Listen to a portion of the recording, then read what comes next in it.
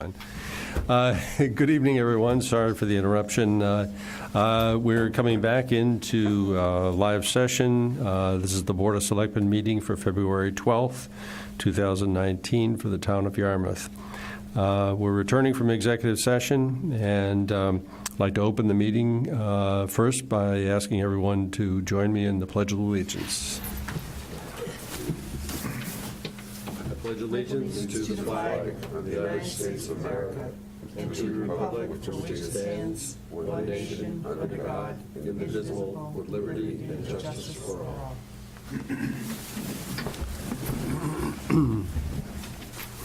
All right, we're going to open the meeting with an invitation for public comments. I'd like to say something first, just before the public comments. I made a comment, I think it was at the last meeting, regarding our Conservation Commission and some votes with regard to a couple of projects. And I've learned since that the information that I made those comments based on was incorrect. So I want to apologize to the Conservation Commission. I know they work very hard, and I really didn't want to offend them. But in any case, I hope they'll accept my sincere apology. But I'd like to open the meeting for comments at this point, or questions from the public. Yes, please. Either one? Yes, just identify yourself and where you're from, what precinct, your name, of course, and everyone can remember 3 minutes is the limit on public comments, so I appreciate your... I'll try to speed it up. Okay. My name is Rob Earl. I live at 84 Wiano Road in Yarmouthport. And I have a question. There was a vehicle that sat for well over a month on Strawberry Lane on the Common. Didn't move. I saw it every couple of days. I'm sure police cars passed at least 50 or 100 times in over a month. And I finally went to the police department and said, there could be something up here.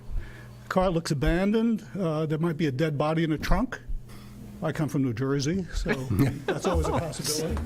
Or there might be a local homeowner who died, and nobody knows about it. It took 3 people to tell me, number one, that there is no ordinance for overnight parking in that area, which I think is something that's probably a good thing to have. Number 2, I was a little surprised that no one in the police department knew anything about it until I reported it.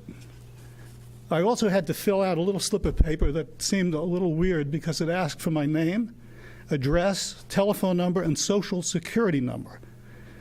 I have no idea why that exists. They should rip all of them up and start all over. But I finally called the police about 3 days later to find out why I hadn't heard anything. And they did tell me they checked on it, and it was a local homeowner, or somebody lived locally, and they were going to move the car by Sunday, a couple of days later, which was good. I'm glad, and there was somebody alive. But I think there's, first of all, there's some sort of lack of community awareness. If there's a vehicle there that long, not moving, look very suspicious to me. And second, I think there should be an ordinance, not for people who park in front of their home, but for people who park in some situation like that, in a park or at the Common. That's my suggestion. I don't know how we go about doing that, but I think it's probably overdue. Okay. All right, we'll take that under consideration. Maybe ask our police department to check into, whether there's some ordinances of that sort, or we can check into it for a future meeting. All right. And I would also ask them to eliminate a form that asks people to put down all their identity information, including a social You shouldn't have security to put down your social security. You don't have to, but it asks, and I'm sure there are people who quite innocently put it down. Yeah. Shouldn't be there. To the extent they use it. I'm not discouraging or encouraging dishonesty, but I'd probably leave it blank if it were I. I know, but we have contradictory messages here. Right, understand. Yep. Thank you. Is there anyone else from the public that would like to address the board? Yes. Good evening. My name is Paul Greeley. I live in West Yarmouth, Precinct 6. I'm also the treasurer of the Yarmouth Police Foundation. And so I just want to make a brief statement and then pose a couple of questions to the board. For the last 6 months or so, the foundation has successfully raised donations to fund the first 3 phases of the Sean Gannon Training Center, which include a video simulator of threats that police officers face, a canine police officer obstacle course, and a full-size house, sometimes referred to as a mock house, which will provide realistic training for police officers. So the funding is secure for those, and construction will begin in the spring sometime. So we're very pleased to have participated in that. However, the largest phase of the training center project and the most expensive phase of the project is the shooting range for police officers to practice live fire. That part of the project is completely unfunded. The foundation and many of the donors to the foundation have done its part and are doing all it can to raise funds for this project. However, given the size and magnitude of the cost of this project, it's clear that the town of Yarmouth needs to help finance the final phase of the training center so it doesn't get lost for a lack of funding. So I have 2 questions to pose to the board. So one is, what is the status of the police department's request for the shooting range funding through the capital budget process? I believe they've made such a request. Second, what can the town do to help move this project along? Thank you. I'm not sure we could answer that question at this stage. Yeah, it's a little bit more complicated than a soundbite on a Tuesday night, but I can follow up with you. If you can just leave me your phone number information, I'll give you a call. Okay. It's a bit of a work in progress. It's more complicated than just identifying how many dollars that are needed, because I don't even know that number. So, I understand, but it would be nice to know that something is being done to keep the project moving ahead. We're taking in information. There's not enough yet specifically to put an ask against. Okay, I'll get you that information. Thank you very much. Just as a general comment, typically projects, whatever capital projects may exist out that are under a department's control, come to the Finance Committee and to the Capital Committee, which are, the Capital Committee is a subcommittee of the Finance Committee, for their consideration before they reach this board. And normally we have a couple of looks at the proposed capital plan after the Capital Committee has spent a considerable amount of time reviewing the costs, the projected maintenance costs, and so forth, and as well as the availability of funding. So it's not that we don't get involved. We do, but it's after there's an in-depth look, not only by staff, but also by the Capital Committee. So that's kind of the general description of the process. Well, we'll appreciate anything you can do to help. Thank you. Okay, thank you. Mr. Chairman, may I ask a question? Yes, Did I sure. miss something in the fall? Because I have no idea what this foundation is, what they're doing, where the money's coming from, where it's going, who's stewarding it. I don't even know what you're talking about. There was a communication from the police department in the fall, Stronger Shield, and as part of Stronger Shield, Frank, the police chief, had given us an update as to, I might actually know it to your point, you might have been one of those meetings that you weren't at. It involved the basement simulated shooting, the canine training facility, the building, the house building. Yes. Small, it's like 4,000 square feet building, I think. And then there was a series of what I call prefabricated containers. They look like roll-off containers. They're about 40 yards long. They're shooting trailers. So what Mr. Greeley's asking about is the status of the shooting trailers, and we have not been able to identify a procured vendor with a cost estimate yet on that, so. So it's one of those, it's a big ask. It's probably north of $700,000 on that shooting trailer. So it was more a matter of the police were working on those other parts, and then when they got to the point when they needed to come to the town boards for a consideration, we would have an estimate in hand. So, So- but it's not quite ready for that yet. Perhaps this is an agenda item, but I... Yeah, no question. Okay. Yep. All right, And so the I'll chief is save my aware of that, questions absolutely, yep. Because, Yep. you know, I'm very concerned about how, Understood. who's handling the money? Is it going into an account? Are we following procurement law? Like, Understood. a Yep. lot of questions. No, understood. Working on it. I'll get you the answer shortly. All right, thank you. Evening. Good evening. My name is Jim Seymour. I'm in Precinct 4 here in Yarmouth. I'm a golfer. And I first want to make an observation and a comment. I want to applaud this board for their leadership in the way in which the direction and the guidance of the golf operations is heading.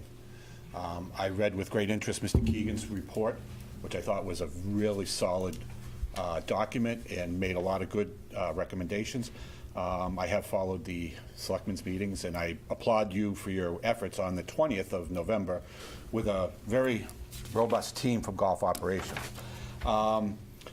I attended last night's GEC meeting, Golf Enterprise Committee meeting with some others, and one of the most positive things I think that came out of that was there was some attendance at that. I know attendance from public is, you're laughing, Norm, I understand. Attendance tends to be minimal at best. And sometimes communication being what it is, people believe they understand everything, and sometimes they don't. But I just wanted to offer an observation, and it's concerning the RFP. I have background in business, a lot of strategic management. I've been a college professor for many years, teaching strategic leadership and things like that. And generally speaking, I think RFPs or RFIs are a really solid tool to do things. My question is the timing of it, to be quite honest with you. And after reading the 70-page document from cover to cover, it feels a bit rushed. Quite frankly, it was, in my estimation, I think it could have been proofread a few better. I found multiple spelling errors and references to information contained in the document didn't make sense. And there were multiple addendums added to that. And I asked the GEC committee last night if they were involved in the RFP process, and they admitted that they weren't. So that's just a general concern. And looking at it from a perspective of, I have a concern that it may hamper golf operations at the moment. The RFP talks about issuing something that could be potentially effective April 15th, which golf season is already upon us. And my concern would be, how would golf operations today be able to effectively plan with this potential change of business for them, facing them in the next 6 to 8 weeks, from an operational perspective, from a systems perspective, and if they do want to make some changes and things like that, how do you effectively train people for whatever systems they're looking at? And with this RFP hanging out there, how do you effectively hire people? I myself would be probably very hesitant potentially to entertain any of the positions that may be available at golf right now. I know there's a supervisor's position out there with this potential unknown out there. And I just, again, circle back, I want to applaud you folks. It's not easy. You're doing a great job with it. It's come a long, long way. I know it's a great resource in town. And I know, Norm, you've played Bayberry in recent times, and it's just getting better and better. And with this winter, Agree. I think it's going to be solid and terrific.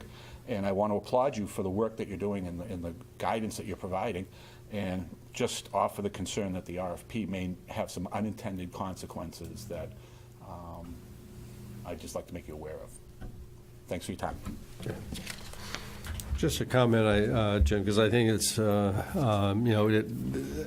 it should not have been news to a lot of people that we were going to do an RFP. We had talked about it at some length as a follow-up to the Keegan report.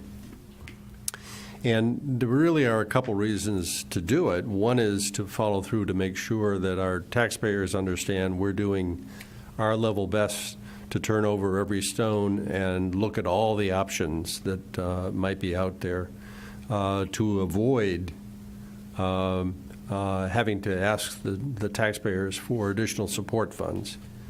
So that was one purpose, and I don't think I understand your reservations about the timing. I don't think there's ever a good time to go out with an RFP with an existing management crew in place. I mean, no matter what, it's going to be disturbing. The other major benefit was to, with the input of a number of different firms who are experts in golf management, to gain some insight into perhaps strategies that might help us and that we could utilize effectively. Certainly we have a lot of benefit from the Keegan report, but there are other approaches out there from management companies, and one of the things the Keegan report did focus on was that he thought that there were significant revenue opportunities that were untapped. And so I think we would look to some of the companies to identify where they think those might be. We'll see. But, I think our board remains open to finding ways to make sure that our golf operations are profitable and supports itself. So, thank you. Is there anyone else from the public that would like to address the board? Okay, seeing none, we're going to move on to our next item, which is the school agreement update. I think, Dan, you wanted to chat about that for a minute? I would like to just mention to the public that the school committee subcommittee that consists of 3 members has a meeting tonight. It's their second meeting on many of the same frameworks that the towns have been discussing for almost 2 years now. Well, even more than that, but at least since I've been here, it's been 2 years. So with the idea, my understanding is that they were going to meet twice and put forward a recommendation to the school committee at large.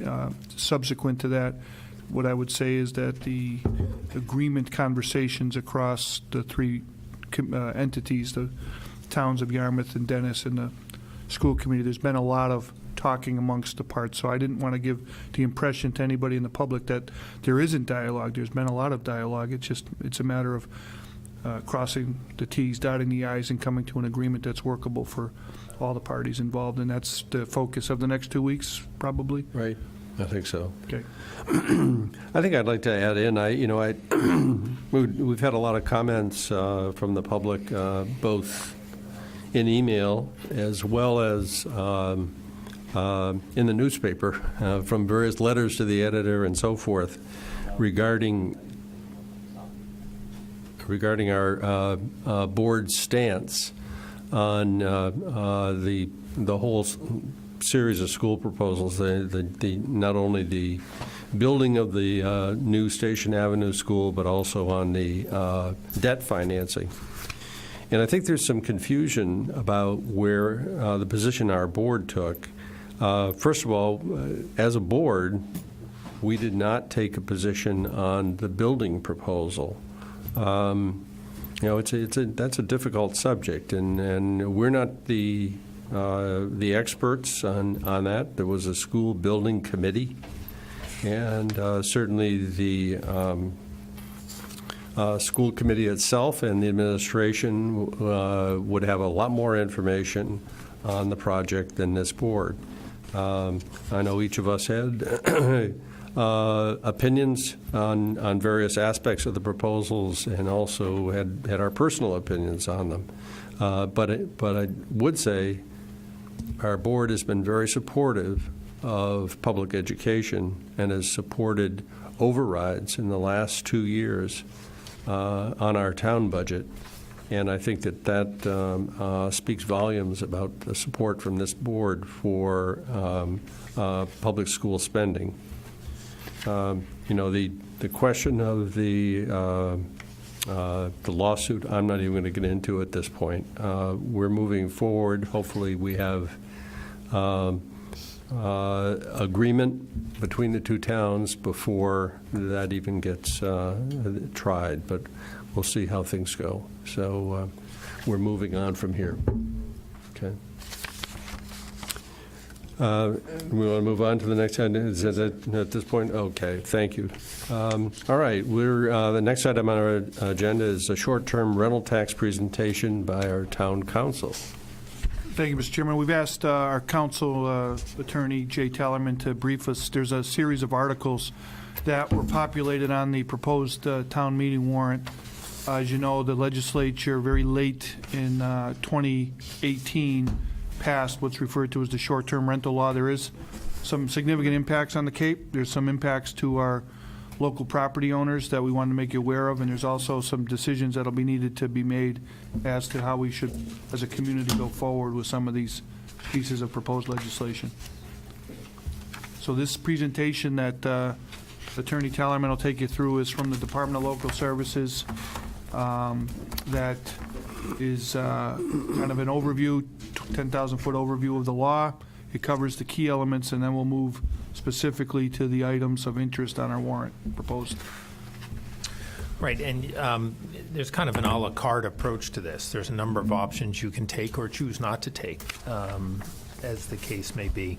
The short-term rental law is really an add-on to the hotel meals tax.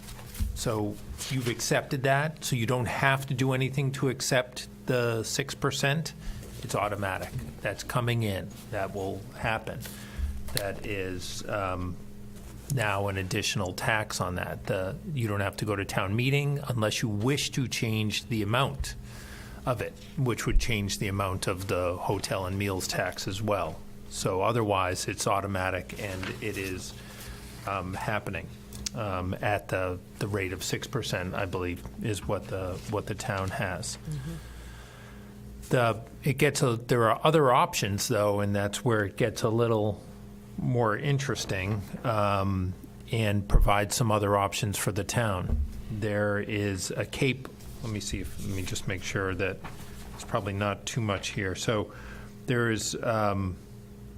And this covers, what I just talked about covers the first few slides of this DLS option. The local option number 2, which is the 4th or 5th slide, which is a new feature, would allow you, on top of everything else that you're getting through the 6%, to opt to take another 3%. Interestingly, they don't call it a tax, although I don't see how legally it could be considered to be anything but another tax. But it is an additional 3% on top. That is entirely a local option, and you would have to accept that local option. You would also manage the 3%. That's it's called a community impact fee, and you would be using that impact fee for infrastructure projects, and 35% of it would also have to go to affordable housing. That is an opt-in, but that brings the total surcharge or tax now up to 9% if the town opts for that. We're seeing a lot of mixed feelings about doing all that all at once on these for the short-term rental. And again, it's not something that the state is going to manage. It would be something that you would have to manage at your own staff level, because it's a local impact fee. It can be imposed on professionally managed or just generic home, single-user, homeowner managed properties. And you could opt for one or the other or both for that local impact fee. In addition to that, you have automatically now, unless you choose to opt out, there is going to be another 2.75% fee or tax on the Cape and Islands only, or for money to go into the Cape and Islands Water Protection Fund, unless you choose at town meeting to opt out of that, and that would be a 2/3 vote at town meeting. And you would have to actually stay in that fund until 2020, but you can choose, if you do nothing, you're in. If you choose to opt out, you would need a 2/3 vote at town meeting, and that's, again, additional monies controlled by the Cape Cod and Islands Water Protection Fund. Those are not locally controlled funds, but it does bring money back to your community through that particular fund. And again, so you have options there, and we've put placeholders on the warrant for that. So those are the multiple options. In addition to that, should you decide to, the statutes allow you to further regulate short-term rentals. You could develop bylaws that put them in certain areas, to have penalties and fees, to have certain other restrictions, additional licensure requirements. Here, you already have, through the Board of Health, a licensure requirement. So some of that would be duplicative and maybe not necessary, but you do have the options to regulate through zoning or general bylaws or Board of Health regulations, these types of uses. In addition to that, we have talked about an article, going back to the community impact fee, the 3% number, because the state doesn't consider it a tax. And again, I don't know how they don't, if you've read some of the case law on it, but because they don't consider it a tax, for you to enforce that payment and have it be established as a lien on a property that's non-compliant, then you would have to adopt another statute that allows you to convert that fee to a lien. Taxes, the surcharges, are already automatically a lien as soon as they're charged, so you don't have to do anything to enforce through the tax title process. But to enforce the 3%, should you choose to do it, you can enforce either by just suing and asking for it, or you could have it create a lien, and that's an additional acceptance statute that, should you choose to accept that additional 3%, which would be 6 plus 3 plus the 2.75, then you'd probably want to accept another statute and create a process whereby that 3% would automatically be liened if it were not paid. So that's running through all the slides at once. I'm probably making poor Karen dizzy over there. You know what I might do at this point is we could, because we have that overhead, but if we would refer to the article list, we could Sure. probably take it apart one by one on that one. So let's go through that list. So as part of the package that you received, you should have a looks like this. document New of one? the articles. So this is kind of a bit of a work in progress in that nobody really knew that the act was going to pass. It kind of came out of nowhere. So we wanted to populate the warrant with a lot of different potentials for you. So I'll talk about number 24 first. This is referred to as the Water Infrastructure Investment Fund.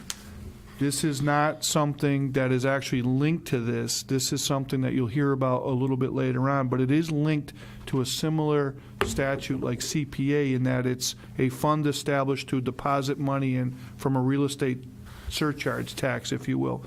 What we had initially had thought when this was proposed to us, that this could be like a stabilization account, that other sources of revenue that were collected by whatever means could deposit into that account. We've since learned that that's not the case.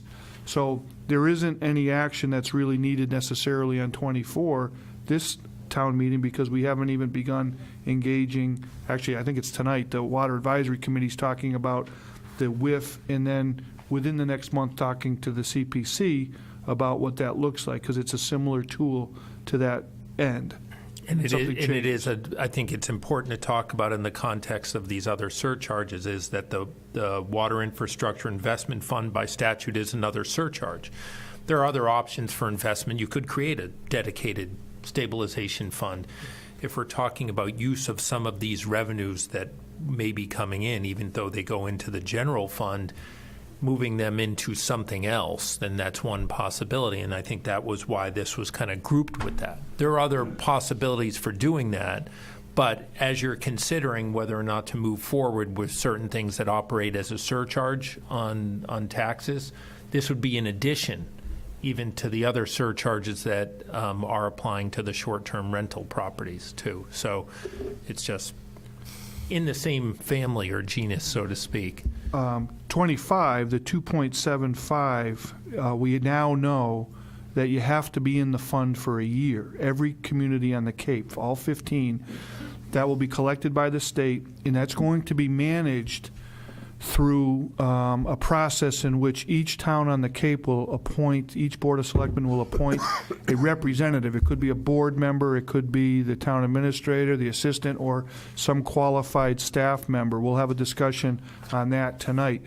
We were called to a meeting, a number of the towns, the other day in Boston on this particular topic. So it's going to be managed as a revolving loan fund like the Clean Water SRF fund. And in that meeting, there were representatives of the Treasury, the DOR, and the DEP. And one of the conversation pieces, and this is one of the reasons why we put this on there, is a number of towns where they're very concerned there'll be big senders of revenue and not necessarily getting that revenue back dollar for dollar. Now, there is some language in the statute that talks about an ability to prospect money back out to some point like it's dollar to dollar, but I think it's key to focus in on we're all in for the year. Martha's Vineyard and Nantucket have an opportunity to opt in. They have been invited to send delegates to monitor the process. There is one appointed member right now on the Cape. It's from Mashpee. The message that we were given the other day by the various state agencies was we would like this board to appoint its members in a rather quick fashion to get a meeting scheduled early in April, because tax collections begin in July 1, and there is a whole series of policy that has to be written as it relates to how money would be parceled out, how to apply for a project. Obviously, there's guidance presently out there from the DEP on how to go, but this is a brand new entity that has a lot of heavy lifting associated with it. So what's been interesting to me is a number of my counterparts across the Cape, as this thing had first hit the streets, they were all like, well, why wouldn't we opt out after year one and just go the 3% route? It's kind of a trade-off, but we control that 3% money. Part of the larger discussion that the state encouraged to the towns was, this is the forever gift, if you will. It's going to be with us for a very long time, and as projects are generated by each town, they'll have an application process to put in for money. And it sounds like, if I were to say right now, what is the major funding tool it's going to be a pay down immediately on the debt service that you've requested for. So if you have a $10 million project you put in and it lines up for priority funding, they will use this proceeds of the fund to pay down that principal before you go into potentially a 0% loan or a 1 or 2% loan. So, but all of those rules have to be developed, and that's why they want a delegate sent sooner rather than later on that topic. So it's emerging new terrain for the Cape with the idea that it's going to be around for generations to help solve the wastewater problem. So we're going to be looking for a delegate from the board. I will be asking, it doesn't have to necessarily be tonight, but I did put it on there for a further discussion after this conversation. I'd like to serve on that, if the board is willing. Well, so there you go. You gotta volunteer. Thank you. So that's the tact that the state would like the towns to say is before you get hasty about pulling out of this, you all got an opportunity over the next 40 years to put projects in front of it and get money out of it. So this is just the beginning step. We can't do anything for a year anyway. That's correct. You're in it, and We might as well have a voice at the table for that year, because there will be money in there that will be given. And you're going to start to see the contours of the project shape up anyway, so that even in the fall, there'll be multiple, assuming you have a fall town meeting, and then you'd have yet another point at which you can consider what's out there in front of you when deciding to stay in or withdraw. And the money gets collected by the state, so it's not an issue to us from a personnel perspective, as far as it's just a burden to our taxpayers. So they're already trying to work on the legislation around this, because it was written that only funds that are available for the SRF funding are available for this. So planning and design still does not qualify for this particular fund unless we work to change legislation. So there's a lot of work that needs to be done in making sure that it's set up so that it's fairly distributed, because there are a lot of towns now, like Chatham and Provincetown, that have already done the bulk of the work, but they just have debt that they want paid, and that's already there and ready. So they're going to be the first ones at the table. I would think that a portion of their debt would have been related to their design. I mean, how do you Correct. deal with that? Well, a lot of it's actual construction now, though. Right, oh, I think, yeah, That- I would that- think it would be. I think but it would probably be a good argument that the majority of that debt's probably already paid off. I don't know how they're going to structure that, but Oh, well, These are all part of the Seems conversations first, that have to happen, yeah. right? So my anticipation would be now, if you ask me today, that would be an item that we would withdraw, so it wouldn't appear at town meeting, because there's no action that we can take now anyways. I think one of the things on this that we need, oh, I'm sorry, Norm. I'm sorry, that'd be. This is 25. 25? Yes, sir. I'd like you, once we're done the discussion on 25, I'd like to go back to, I'm not sure I fully understood 24 at Okay. this point, but. So is everybody good with 25? Yeah, I just think I'd. We're deleting it. Yeah. we're Yeah, deleting so I believe that, it doesn't impact us one way or the other. We can't get out, so our next chance to get out would be 1 year from now. That's correct. All right. Do we have to have an agenda item with regard to the vote as It's to on here. who should be the it. representative? Yeah. Yeah, it's on here. I did put an agenda item on there, yeah. Well, we have one volunteer. Do we have any others that would like to put that on their schedule? I don't hear any others. I'll Do move I? to appoint Tracy as the representative to the Cape and Islands Water There you go. Protection Fund Management Board. Do I have a second? Second. Any discussion? Thank you. Those in favor, please say aye. Aye. Opposed? Okay. Thanks. Have fun. I've been following it pretty closely. I was invited before it was even started, before this went through many iterations, as Mark knows, that we were in the Cape and Islands Selectmen Councilors Association that we had gotten updates on. So, and so there's a lot of work that needs to be done still on this. They have faulty legislation, as I said before, where they haven't clarified the fees and other charges that are on your account when you go into a hotel. So that was not done intentionally. So there's a lot of tweaks on just the regular legislation that needs to be worked out. But thank you. Okay. So in 24, 24 acts like the CPA, but for water infrastructure. So you could use it for clean water, wastewater, stormwater.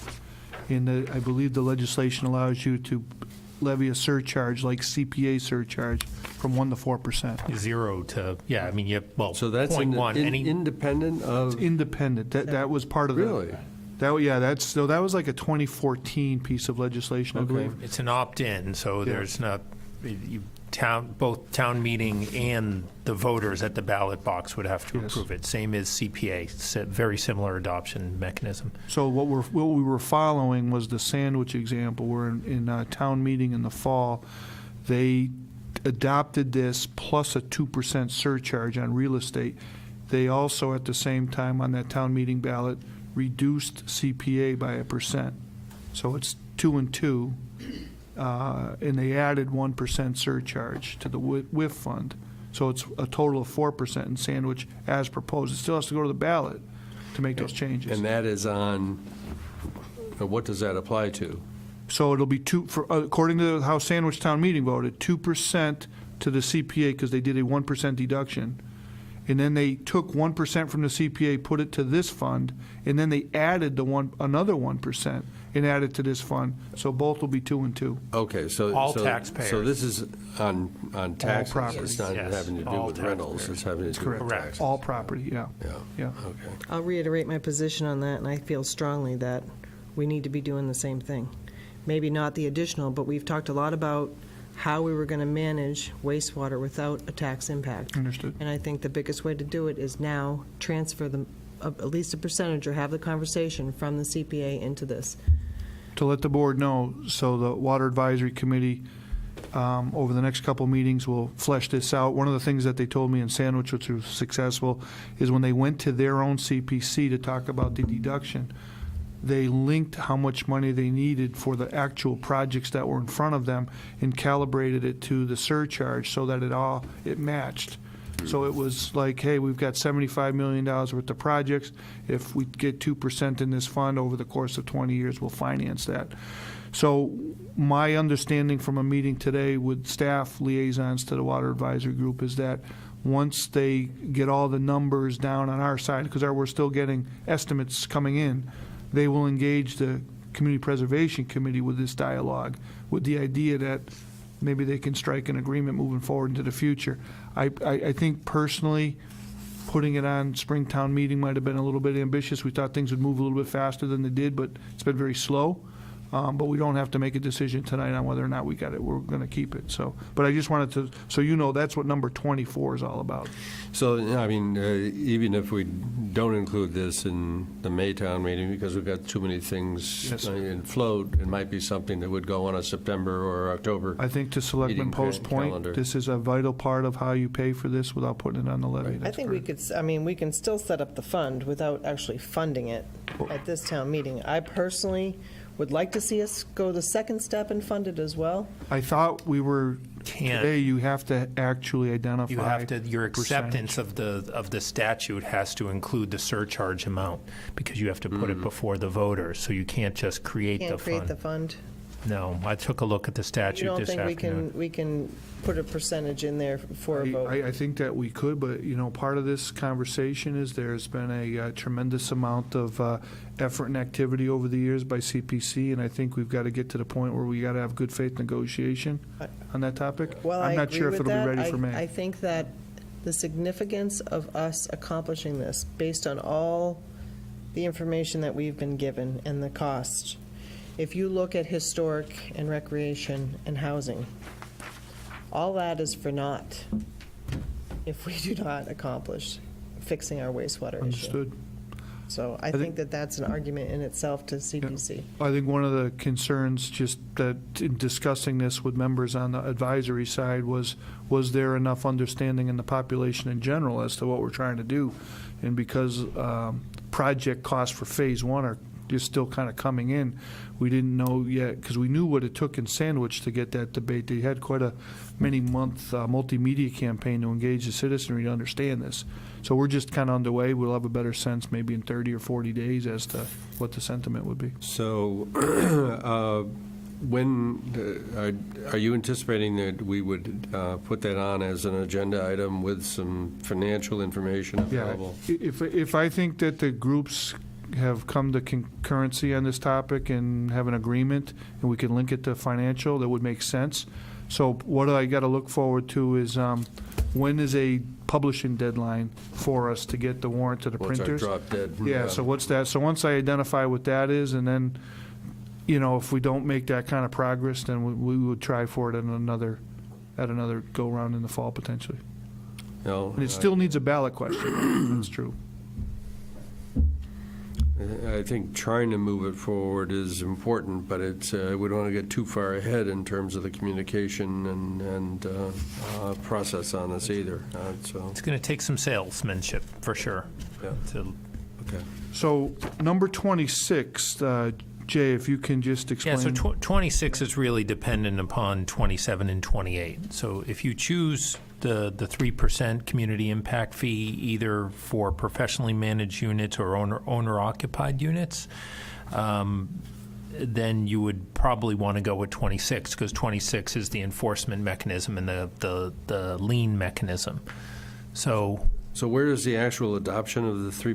27 and 28 Oh, would be okay. the adoption of the community impact fees Okay. All right. through the acceptance at the 3%. I can tell you my personal opinion on that right now. I feel very nervous about all of it at once, and I think that there has to be some analysis about what the max is. I mean, you're looking at 14% without this. Actually, So more if- than. No, Well, it's without it, 14. If- without it, Unless yes, we, yeah, if we yeah, switched yeah. the 2.75 for the 3, which we can't even do this year, and added the 3, you're at 17%. It's a lot.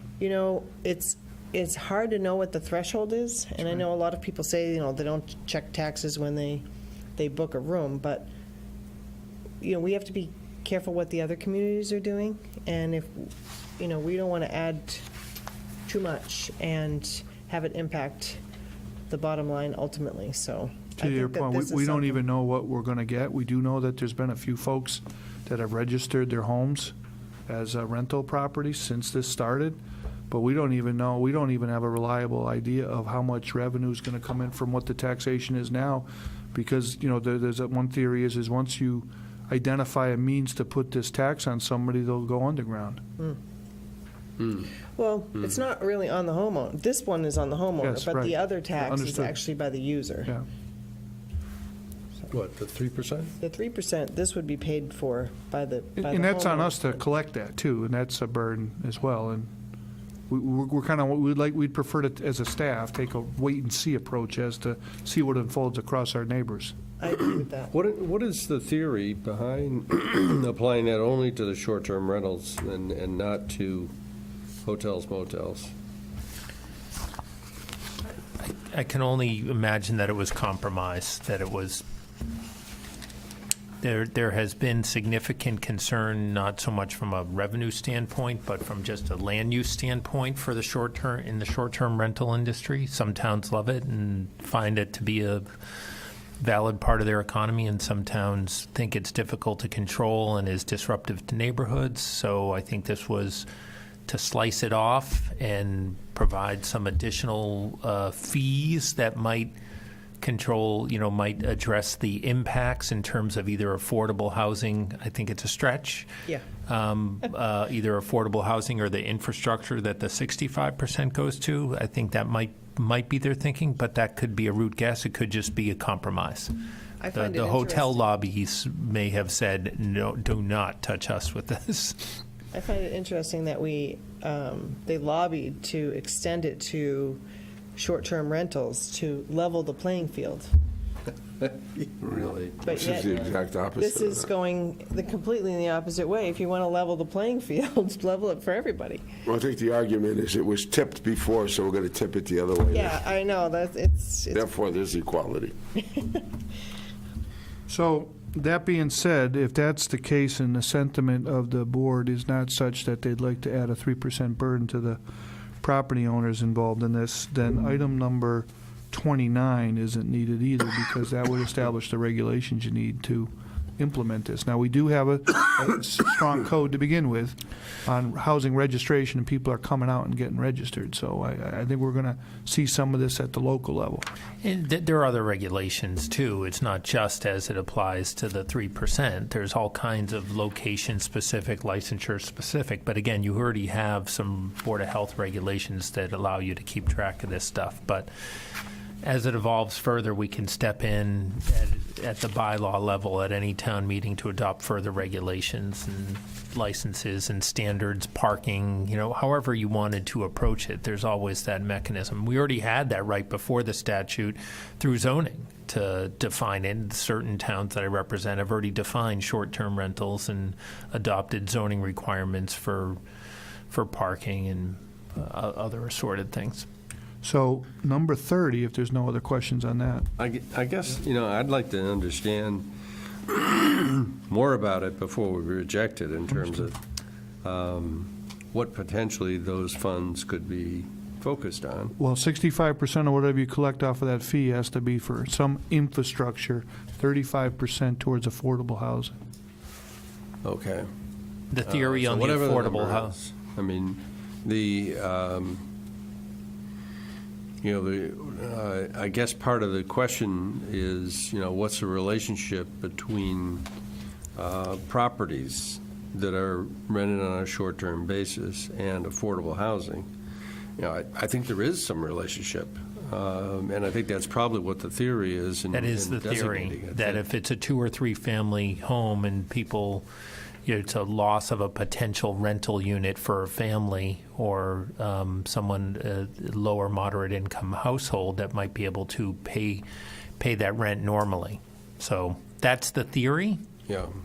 Well, what it's saying is that somehow the community is going to accumulate those funds and invest in other property to replace what has been taken out of purchase affordable housing. restrictions, do other things, working through various and assorted means, down payment assistance programs, and other Right. assorted things that your affordable housing trust could do. And on the infrastructure side, some of these, there's been discussion of impacts to sewer and water, et cetera, roads, traffic. Yeah.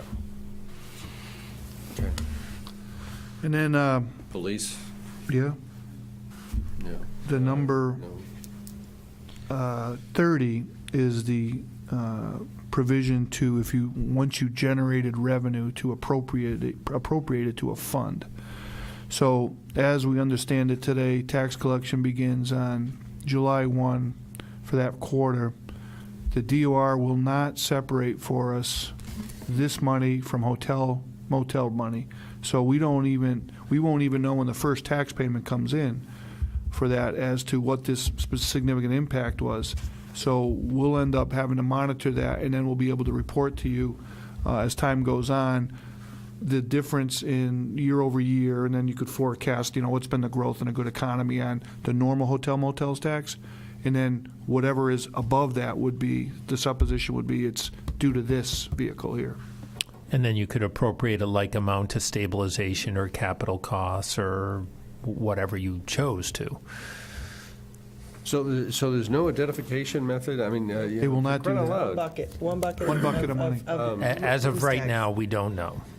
Or as of right now, there is no split, and They won't even tell you by individual taxpayers within a town what somebody's paying. So it just comes in one lump of money. Well, and I can kind of understand that, but, the tax returns that are filled out in every quarter by the property owner or business or whatever it is, they're going to identify, they could easily identify to the state. They told us they will not report it out separately. Bizarre. I mean, really. So maybe by midsummer next year, because we have July 1, you kind of missed the, it was for bookings, if I remember correctly. If the booking for your summer was done before January 1st, Yep. you didn't get eligible for the tax, so we're going to miss that whole 4th of July scenario. For a rental to commence Yes. July or later. That's correct, yeah. So, it's not a badness problem necessarily to have, it just means that we just can't even plan yet as to what that future revenue stream might look like. I mean, we can make some projections based on what we've seen. There's been some numbers out there. I don't know. I wouldn't go spending it, of course, without knowing it. But I think many towns are taking the wait-and-see approach. Mark, maybe you've got some. Well, if Detail. if the town adopts an excise, how would that? That's going to be thrown into that lump No, sum? that comes No, that's directly to different. us. That's Yeah. not in the mix. the community impact fee 3% is we would all have to separate, direct line to you, does not touch DOR. But who collects it? We do. You do. So we would know. That we would know. That you would know. The 3% 3%. you would know. Yeah. Well, wouldn't we be well advised to make that 0.1% to start with? Then So you that got to we go know- back to town meeting and the voters again to raise it. Well, my point is, then you would know what's being taxed at the state level Just by the mere math. by the math. Yeah, you would know what the number is. Otherwise, we're taking money out of that pool and saying, oh, well, this goes into this fund, this goes in here. That's ridiculous. Well, I don't think you can set the 3% at 0.1%. It's 3. You opt in, and it's 3%. Oh, I thought that was a cap. No, It's capped at 3. It's a mitigation three. fee, 3, yeah. it's 3. I think we're mixing a little bit. The water investment fund that we talked about before. Okay. You could change the number a little bit, like CPA. This is 3%. Mr. Chairman, question? Yes. Well, actually, it's really a comment. From my point of view, I think it was good to at least identify all the possible articles that we may need to deal with this. I know when this came out in the beginning, a number of municipal officials were scrambling to make sure that we were on top of this. But my attitude is to go slow and let this play out. I don't support any of these articles right now. I think 24 to 30, I think we can come back and revisit them some other time and get recommendations and from others. I think the Department of Revenue is encouraging towns to be somewhat cautious in estimating the revenues and getting ready to cash in. I know for those communities that want to estimate them or do them, there's a penalty for doing that. So I think we'll have time to take another look at this in the fall. And then who knows, we may want to take another look at this after we've had about a year's worth of experience in how this works. I have seen revenue estimates that other towns have been given by reliable sources, and there are some communities that are going to do quite well.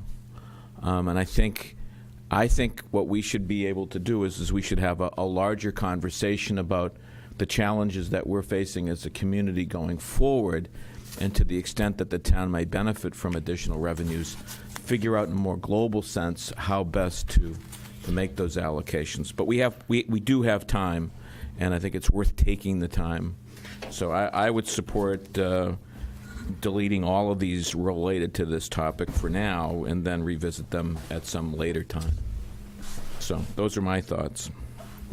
I mean, I will say that based on what we collect now with the $80 registration fee, probably fair to say Mark Grills and Bruce Murphy both have expressed a certain level of concern about staffing, you know. So clearly, we'll know better what comes out of the woodwork. You know, like I said, there's already been property owners coming up and registering. So we know that this has had that impact, and we're going to put, I wanted to run by before we close this topic tonight, the document that we're going to put up on the website to help educate property owners. It looks like this graph here, very simplistic form. It'll be connected to an FAQ document, which you have here from the Department of Labor, Department of Revenue, to explain this to them. So people are paying attention to it, and they are coming forward. And we might find out that our own regular bylaw process to control this is been effective at capturing this loop. And then when we get some actual revenue estimates, that'll kind of give us an idea year over year what increase looked like, and then we can have a discussion about further that mitigation, what we might have to do as a staff to accommodate what that would look like. Can I respond to that, Mr. Chairman? Yes. The thing that I would also be concerned about is to what degree does the additional traffic, does it pay for itself with respect to the fees that are associated with it? I think that'll be the other thing to monitor, is to see whether or not our fees for those inspections and so forth, are they covering the cost? Because I don't think under this program we can tap into any of the funding to cover some of the burden, the municipal burden, in terms of financing this. So I think as a town, we may have to look at making sure that the fees for the services are in line with the cost. So that's the only other comment that I think at least I'm concerned about. Okay. It's going to shorten up town meeting if we decide to do that. Oh, that's the other thing. So if we can take them or put them on hold for some later time, you're right. Sometime in Maybe that'll boost the March, attendance. we'll have a whole discussion about your endorsements. That's fine. I think we've got to come back to it, but this is one of the kinds of things that makes town meeting very tedious. Very honestly, trying to explain this to people for the first time, and then go through half a dozen articles, and then, wow, okay, all right. So I think that's it on that topic, and we took the preemptive vote to send our delegates, so thank you very much. That's right, so we're ahead of the game then in that regard. All right, I guess, are there any other questions for Jay, or, okay?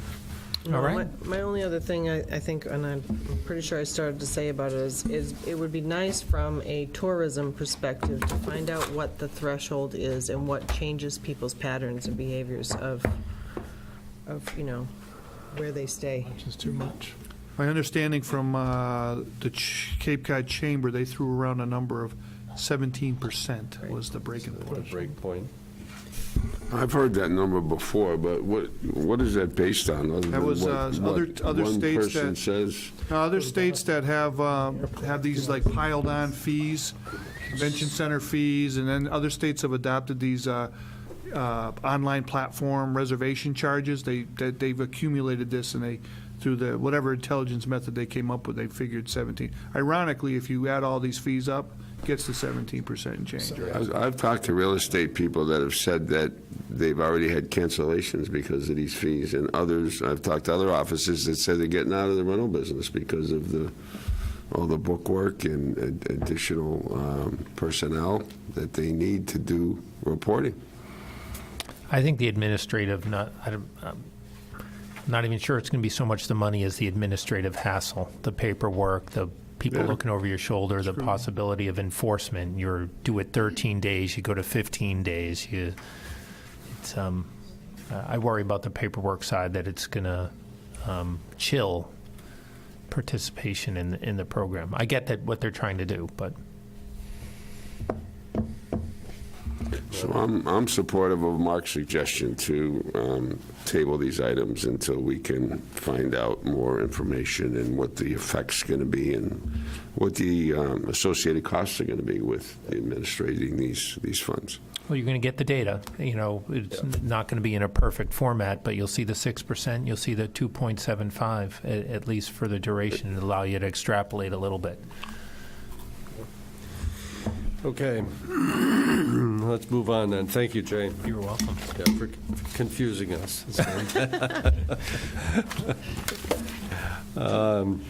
All right, we're going to move on to a public hearing. A new alcohol license for TNT Family Enterprises is, Is he ever not? are they here? Who's here? Yeah. Good evening. Good Good evening. evening. I'll read the public notice, and then you can proceed. The Board of Selectmen, acting as the local licensing authority for the town of Yarmouth, has received an application for a new annual all-alcohol restaurant license from TNT Family Enterprises, Inc., doing business as Ropes Inn Family Restaurant, 908 Route 28, South Yarmouth, Mass. Thomas Nicanello, manager. The premise is a one-story building with a basement and outdoor deck comprised of 1,400 square feet, 1,000 square feet inside, 400 square feet outside deck. The restaurant has 2 restrooms and a dining room separated by a wall into the kitchen. Hearing will be held on Tuesday, February 12, 2019, in the hearing room at the Town Hall, 1146 Route 28, South Yarmouth. The Board of Selectmen meeting begins at 6 p.m. Written comments will be accepted until 4:30 Friday, February 8th, 2019, in the Selectman's office at Town Hall. Verbal comments will be accepted at the hearing. Thank you very much. Tom Nicanello, President, TNT Family Enterprises. As you all know, we have the Route 28 diner right up the street. It's been about 10 years now, successfully serving the community. And the building next door was occupied by a tenant for many years. As I submitted a letter in December of her retirement, she is now gone. The building is going through a little remodeling phase, and my family and I will be hopefully opening up after tax day with a new venture. And we're going to be doing some lunch and dinner, and it's just casual American food. It's going to have the same operation as the previous tenant and the same seating. We're just doing a little fluff and puff that needed it over 40 years. And so we hope to be online with your consent and blessing. Thank you. I looked at your paperwork. You're not looking for any entertainment at this time, correct? Correct. And I also noticed that you had your tips card in here, and I'm sure you're aware that anybody else that serves alcohol also has to have the tip certification. Correct. And have you had a chance to meet with the police at all about this? Yes, sir. I've met with Officer Magnuson multiple times, and he is going to be visiting us again shortly when he comes back from his vacation. Okay. All right. Does anybody on the board have any questions? It's pretty much the same operation under new management. Yes, sir. Same everything, just about, same seating plan, no structural changes to the building, anything like Correct. No, just some new customers. that. Okay. What is the second T? It's TN? TNT? T? It'd be Yeah. Tony and Tom, my children's names. Had to ask. Absolutely, thank you. We're very explosive. That's what I thought it meant. Yes. I just want to ask one question Please. about outside deck service. Yes. Is there outside deck service there now There was, and there will be some. until midnight? Is that the term that's on there Correct. now? Yeah. There was 39 inside and 12 outside.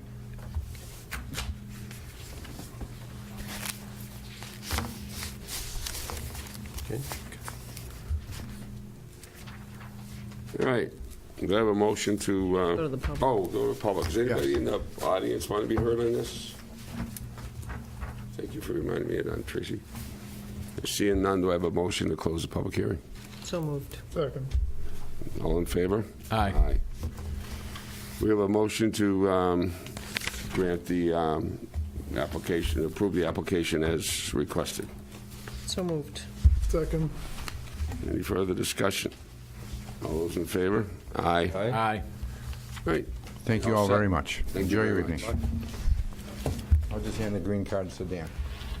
Thank you, sir. You can do that now by way of just an affidavit, sending them by regular mail. They didn't explain that to you? I know. Okay, but for the future, you can get the list, send it out by first-class mail, and there's an affidavit that you sign saying you did that, and that's sufficient instead of going through you didn't have many cards anyway. You only had 2 or 3, I think. Thank you. All right, we'll move forward then with the discussion of the DPW budget and related articles. Did we have our team present? We're a little bit ahead of Moving right schedule. along this evening. That's Don't say right. that out loud. I know, you never know. It's a rarity. We won't be. You're so negative. Even a blind squirrel finds it out. Oh. Hi, Jeff. I know, we were going to have 15 minutes to discuss your candidacy, Tracy, and, Oh, yeah. Oh, no. Somebody volunteers for those things, you got to jump on it. that's it. Yeah, I think you're okay.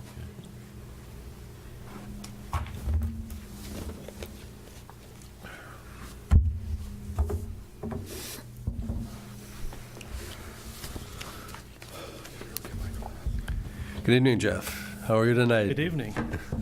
Thank you for moving so quickly along. It's what we do. There's a good wastewater discussion going on upstairs as well. So. It's our mission.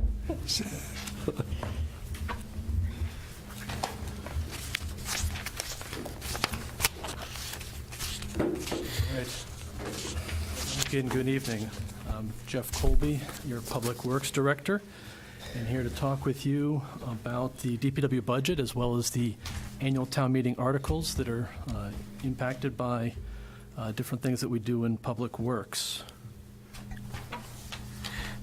I'd like to start the presentation as I have the last couple of years with our mission, highlighting some of the elements associated with what we do, maintaining safe infrastructure and public facilities, efficient management of resources, and cost-effective, courteous public service is our goal. I also like to highlight all the things that we do in Public Works. These are just some very high-level items for you and for the public to see. In buildings and grounds, which includes our parks and our cemeteries and our facilities within that particular division. There's 17 major buildings maintained, and as I started going through the list, I realized that list didn't include support to golf as well when that's needed, so that total for buildings might be slightly higher, but it's a good number. And Dick Cord is with us here today as our building and grounds superintendent. 26-plus parks and beaches. That doesn't include all the little spaces, but the big items.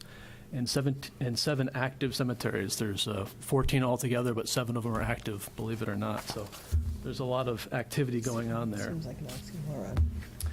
Highway has 240 miles of road. That's both public and private that are maintained. That's a pretty big number for a community of our size. It puts us in the category of much larger communities because of that private road maintenance component. And just last year, allowing 13 road treating events is something they've been responsible for. We are now on treatment number 11, I believe, today, where we're receiving our first snow event of the year, which is a very nice thing for this late in the season. I don't think that we'll get to that 5 plowing events, but it's still to be determined. It's still a little early in the season, and we'll see how that unfolds. Waste management, and where Waste Management Superintendent is behind me. Roby Whitehouse is here in her new position as Waste Management Superintendent. It's been a very busy year, as you can see from our MSW, which is our trash. That's up 17% from 2017 to 2018. Our construction and demolition material also is a significant increase. Over the last few years, it's been going up pretty significantly. But from 2017 to 2018, that was a 16% increase.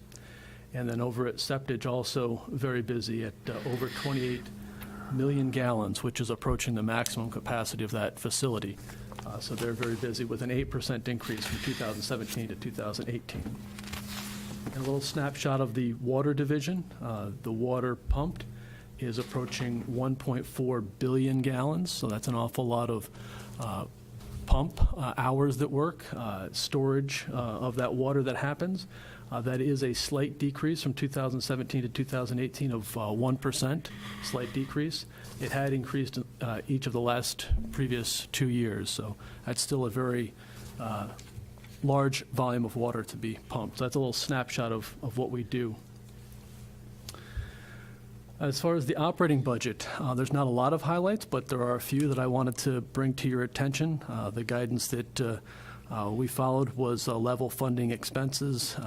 That's generally the case here, other than a few items that I'll point out that were supported by revenues and other costs that were uncontrolled relative to volumes of water or volumes of construction demolition material, things of that nature. Traffic signals, streetlights, and fuel is now something that's administered by the DPW. That's also reflected in the DPW administration budget, which you'll see in some numbers in your budget book. It's hard to compare year over year when you've got a fairly significant a number that's reflected in that budget, because we do spend a fair amount on fuel and streetlights as well as traffic signal maintenance. But those are items we've been involved in, so having us be involved in administering that makes sense going forward. And then a continued consolidation within our water division budget line items. In the past, there's been a pretty significant number of line items in that one budget. There's been a administration component of that one budget, a production component, and a distribution component, and it doesn't make sense to have all of those separate items. So combining some of those will certainly make a better budget, more efficient budget to manage. And then the operating budget in water, supporting ongoing expenses versus putting some of those in capital. And we'll talk about that a little bit when we get there. So the first item is facilities, and certainly happy to go line item by line item, but I'll start at a very high level for each one of these funds and talk about the changes. There aren't a lot in some of these funds, and then some of the challenges and how we're dealing with those challenges. So for facilities, which if you're looking through the budget book, that's fund number 192. The changes are contracted salary adjustments. And the other item is custodial services contract increase. That's a 3-year contract. When we bid that out, those prices came in higher. We expected that because that had been fixed for several years. And that item is within the budget as well. That budget increased by $15,000 to cover that contractual custodial services agreement. A particular challenge that I want to bring to the board's attention is the HVAC and mechanical issues. We had a particularly challenging year, both because of some cold weather as well as some older equipment. We've had to revisit some HVAC as well as septic pump issues. There was another much smaller water pipe burst here at Town Hall that was caught very quickly, but some of those issues have been particularly challenging. So the solution, again, working outside of what we have specifically identified in the budget, is to use some free cash to try to address some of those ongoing challenges, and you'll see that when you review free cash. The next fund is fund number 294. That's for trees. It's a relatively small budget, and that is a budget that is unchanged this year. That is one in which the funding for regular tree maintenance as well as replacement of trees can be challenged with a relatively small budget amount. But that is one over the last couple of years we've supplemented with free cash and proposing to do that again this year. That's a way for us to keep up with those maintenance items in a relatively small budget. DPW administration, that's fund number 421. The changes this year, in addition to what I mentioned before with regards to managing fuel and street lights and traffic signals, is primarily just related to contracted salary adjustments. Challenge, and I mentioned this last year as well, is that we have a minimal engineering staff these days. So what we do is we use consultants to supplement that effort. A good example of that is with the stormwater funds. So roughly half of our capital stormwater funds are used for consultant support for that stormwater program. So just one way that we deal with the challenge of having minimal engineering staff to manage that. Highway, which is fund number 422. The change here for them, again, would be contracted salary adjustments. There is some challenges that we've identified, primarily in litter and trimming and keeping up with those ongoing challenges with a limited manpower. We're looking at seasonal staff to help support that. There's been some increases in recent years, not specifically in the FY20 budget, but we're looking at ways to address that. We've also gotten creative by using a team that we call the beautification team. We've approached CEDC for funding to support that seasonal effort to deal with weeds on Route 28 or some other challenging seasonal issues, and that's worked out pretty well for us. Over the last 2 years, we're looking towards doing that again, as well as looking at some volunteer opportunities. We've had a pretty successful litter cleanup day each year, and that's we're organizing and planning for that this coming year as well. So that's been very helpful in dealing with that particular challenge. And then vehicle maintenance.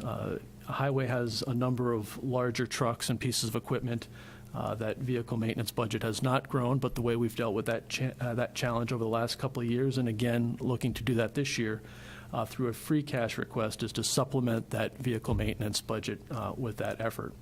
That would apply to Highway, but frankly applies to all of the town divisions that don't have maintenance or have a very minimal vehicle maintenance budget. Using that free cash supplement has been very helpful. Snow and ice, we touched upon that earlier. There's no changes. That's still a $197,000 budget.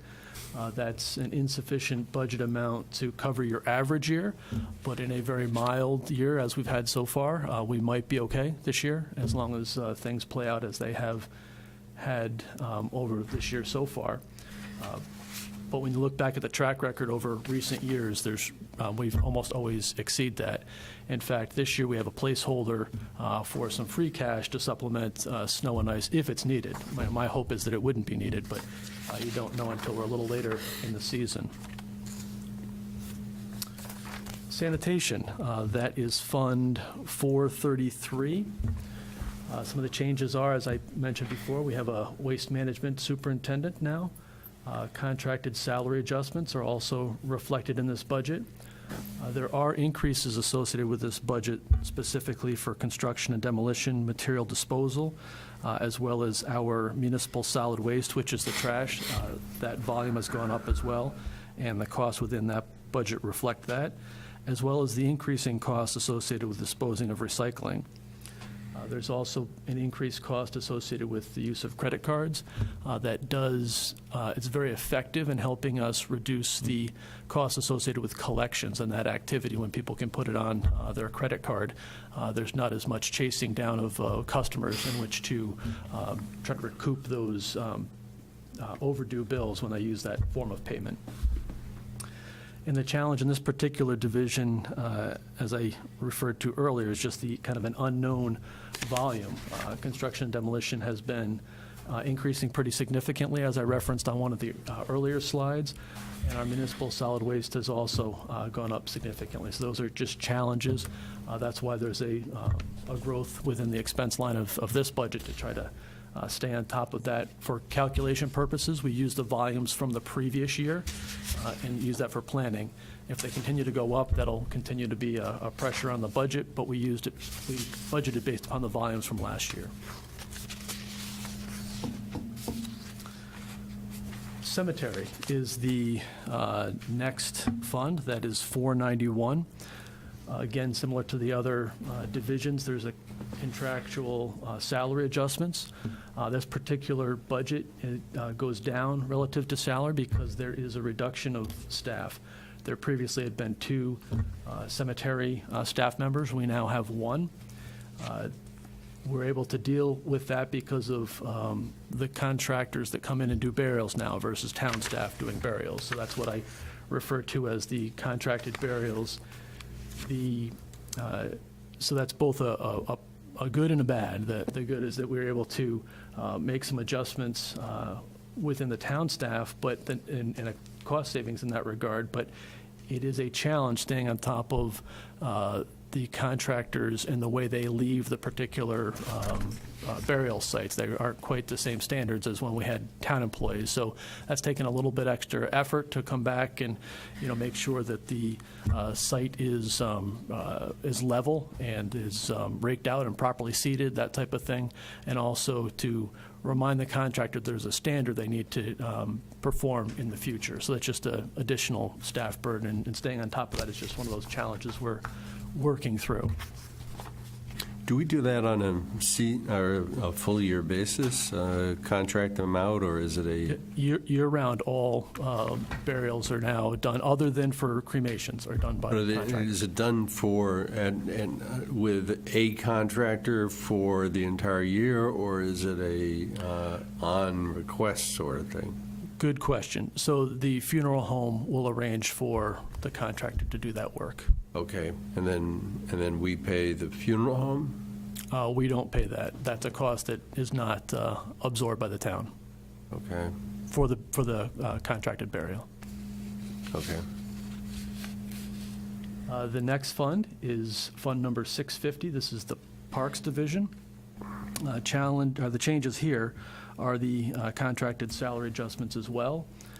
Challenge would be resources to maintain town properties. I referred to earlier about a beautification team, a 2-person seasonal team that's come in and helped us deal with issues or challenges that we couldn't get to with the regular staff. Also enhanced seasonal staff, some additional staff has been brought on, as well as staff kept on a little bit longer and starting a little bit earlier in the season to try to stay on top of issues. That's worked pretty well for us. And then also, there's a significant amount of equipment in parks, both vehicles as well as mowers. So vehicle maintenance is a challenge here, but that's a good use for that free cash request I mentioned before to help supplement some of those costs. So I'll transition into the articles. I was also asked to present on several articles associated with Public Works. 2 of those articles are related to special revenue funds or enterprise funds. And the first one is Fund 450, which is our water division. That is, as it's scheduled right now, within the numbering of articles number 4 on the town meeting warrant. And again, this is a special revenue fund. What we've been doing here and some of the changes are consolidation, as I mentioned before, of the multiple sections within this budget to a more consolidated budget, and combination of line items in that regard. Increase in training costs, you'll probably see in free cash when you review that there is some training costs being set aside for OSHA compliance and better attention to kind of health and safety training for our staff, because water is a separately funded entity. We've put some of the training costs as it relates to water within this fund. Also increased vehicle maintenance costs. That was a theme from a couple of the other divisions, also reflects here in water. Might even hit them a little harder than some of the other divisions because we're keeping vehicles much longer than we used to. In the past, there was a practice where vehicles were kept for 4 or 5 years, then passed on to other departments to try to supplement some of the capital expenses associated with other departments. That's no longer happening. We're now keeping vehicles within water to the extent of their useful life, which could be 8, 10, or 12 years or so. And so that just increases the cost of vehicle maintenance versus if you're turning vehicles over every 4 or 5 years, you'd have minimal costs for vehicle maintenance. Electricity and chemical costs have continued to increase. That's a factor of not only just the volume of water that's being pumped, which has been increasing other than a short dip this past year of 1%, but also the cost of chemicals have continued to increase. And the last item for changes, as far as the overview of water, is service connections and repairs being reflected in the operating budget versus being a capital budget expense. In the past, that's been something that's been put in the capital budget, really isn't a capital expense, really should be reflected in the operating budget. That's feedback we got from capital budget and the Finance Committee's review of budget. So this year, we're reflecting that in the operating budget versus a capital budget. The capital budget will then be able to be maximized for water main replacement or new water mains, that type of thing, versus just repairing leaks. Challenges, similar to some of the other divisions, is an unknown volume of water that really fluctuates depending on how dry the season is, the water demand from the individual users, that type of thing. And as I mentioned before, the increasing chemical costs are one of those challenges we're trying to stay on top of with this particular budget. Jeff, are there any solar potentials? You mentioned electricity, and I don't know whether we have, any ground-mounted solar arrays or whether we have the opportunity to do that with any of the water-related properties.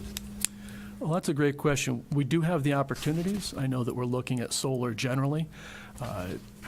Primarily our water shed areas are mostly treed or wooded areas, and so the challenge with regards to using some of the water properties is there would be generally significant tree removal to have ground-mounted solar arrays. So that's just one of the challenges when we look at what the community's appetite is for solar.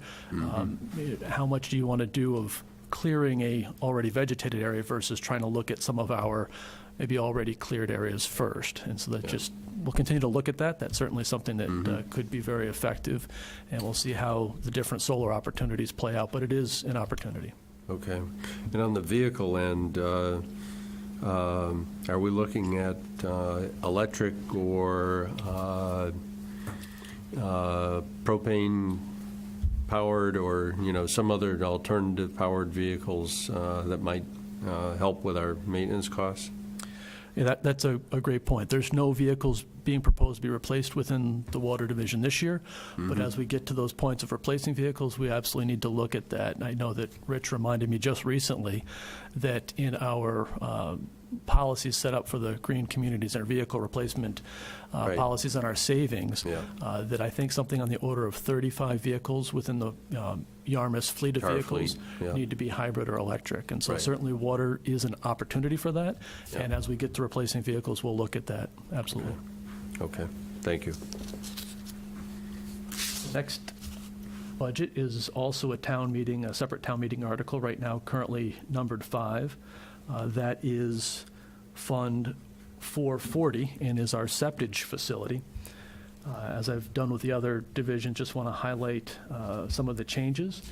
This also includes contracted salary adjustments.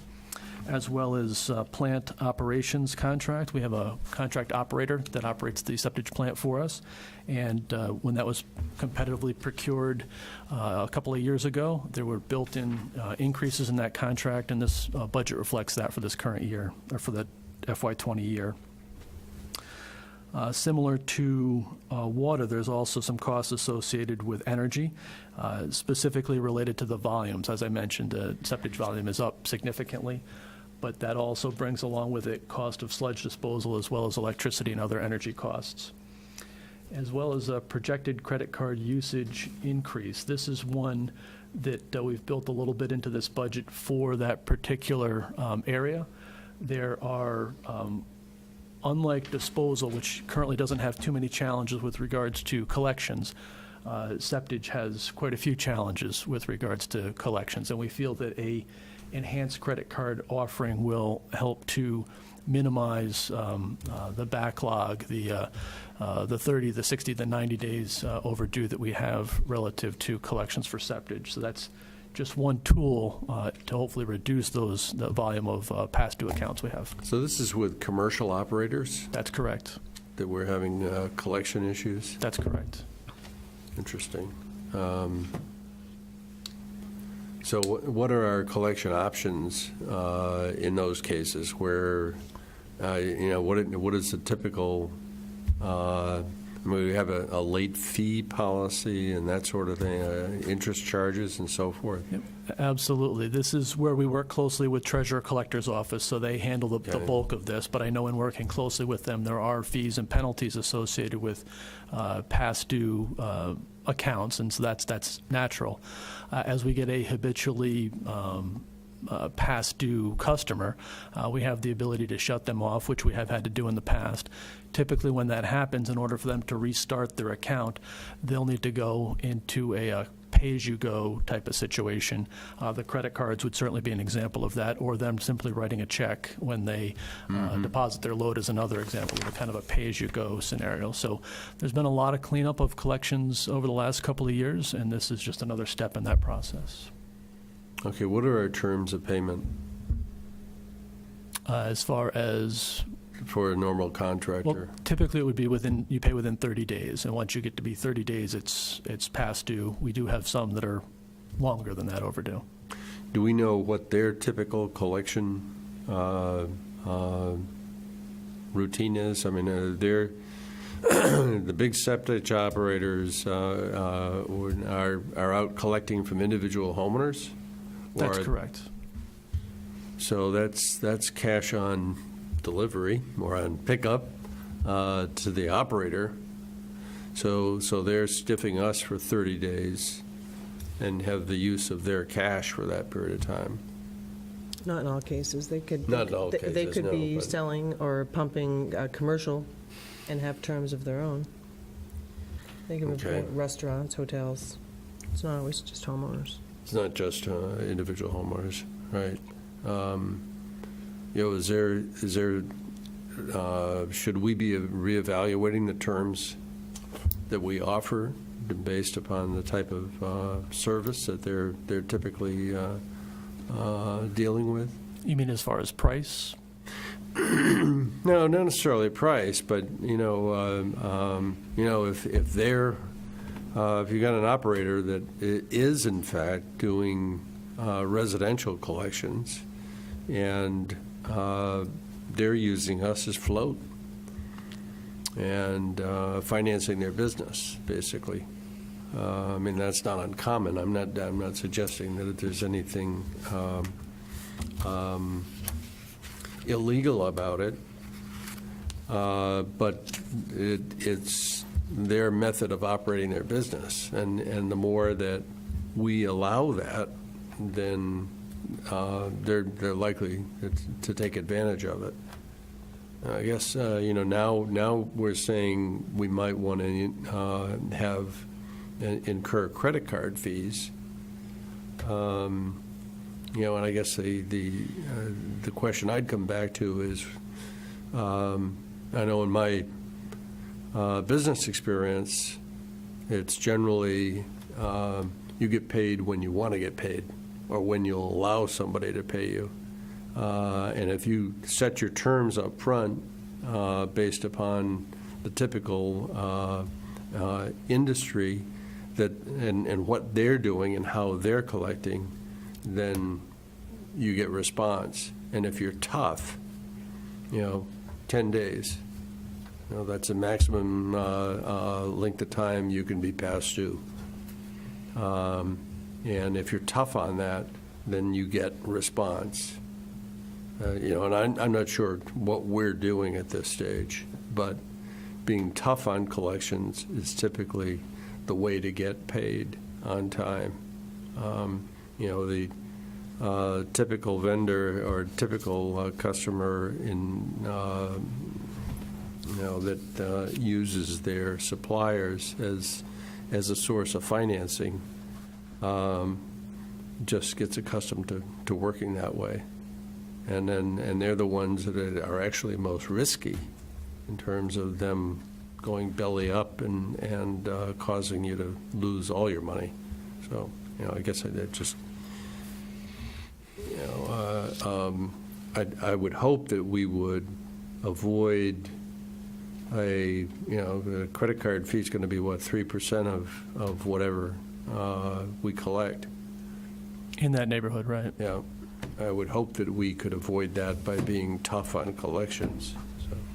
Yeah, and I'll work with Ed Centio on that. And when we get to Yeah. the collections piece, that's a piece that his division significantly handles, his department does. And we do work with the customers, and I'll have a conversation with Ed about the terms and whether that needs to be adjusted. Mm-hmm. Our component from Public Works is generally the operations component when it gets to the billing and collections piece that we need to involve their department on that. But Right. I'll talk with Ed about that and see what else can be done. Okay. Thank you. So the challenges for this division, again, would be similar to the others with unknown volumes, but we've had significant increases recently, which is good for the most part. And the increasing sludge disposal costs have been a particular challenge. What we're looking to specifically to deal with that one is with regards to the anaerobic digester. That has some good opportunities to deal with sludge disposal, keeping those costs low, and that's an ongoing dialogue with our partner that's been selected, Genesis Industrials, and I think they'll be bringing something forward the next several months that we can talk with the board about as far as a formal proposal goes. But that is an example of a way to try to help control those increasing costs associated with sludge disposal. The next article is Article number 10, the way that it's currently numbered. That would be water capital. There are several items here, the first one being well redevelopment for $156,000. That will take care of 4 to 5 wells. That is a program that's worked very well for us as we rotate and able to clean all of our wells in a 4 to 5 year period. And so we're looking at what the next 4 or 5 well cleanings would look like. And that increases the efficiency in which things, which the pumps pump. They don't have to work as hard to get the water out of the ground. So that's a good enhancement. So that's a way to help offset some of the increased electricity costs if we're cleaning the wells and the screens and getting them to pump more efficiently. The next one is facility improvements at $552,600. That's typically for our pump stations, both roofs as well as doors. And a significant effort here is on confined space elimination. Most of our pump stations are older, and they have confined spaces as part of them.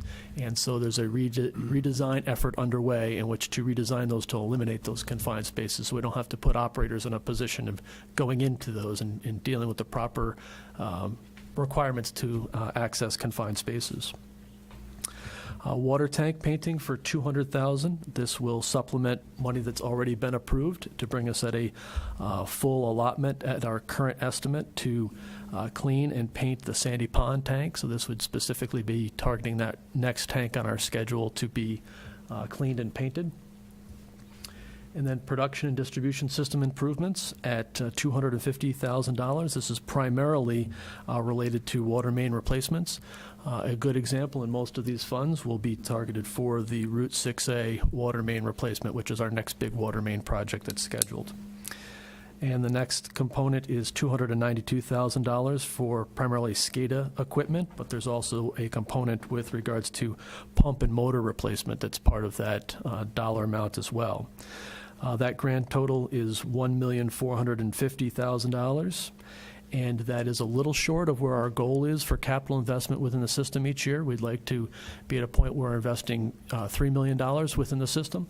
But this is an amount based upon working with our current staff and operators in which we can accomplish within the next year. So we feel comfortable recommending this amount, although we would like to make gains so that we're at a higher amount as we go forward in future years. This is a slide that I really like to show, and that is the DPW revenues.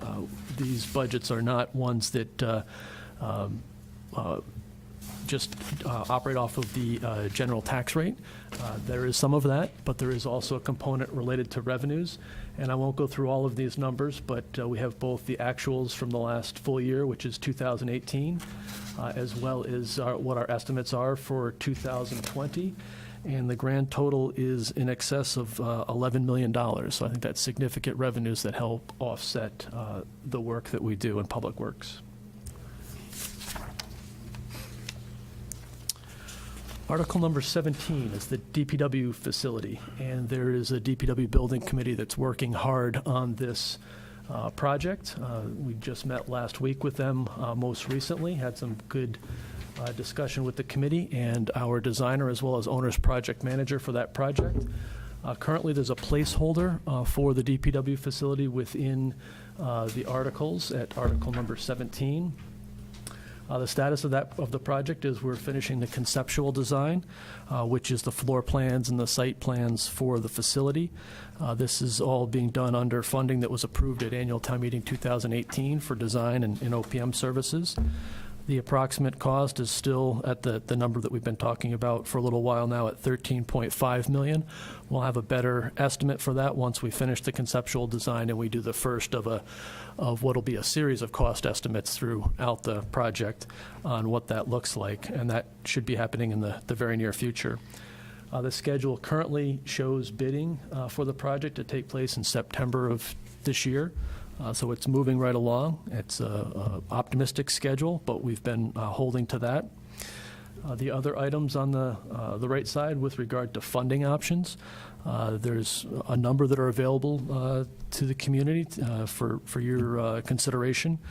Free cash is certainly an opportunity. I know there is some amount that remains available for that.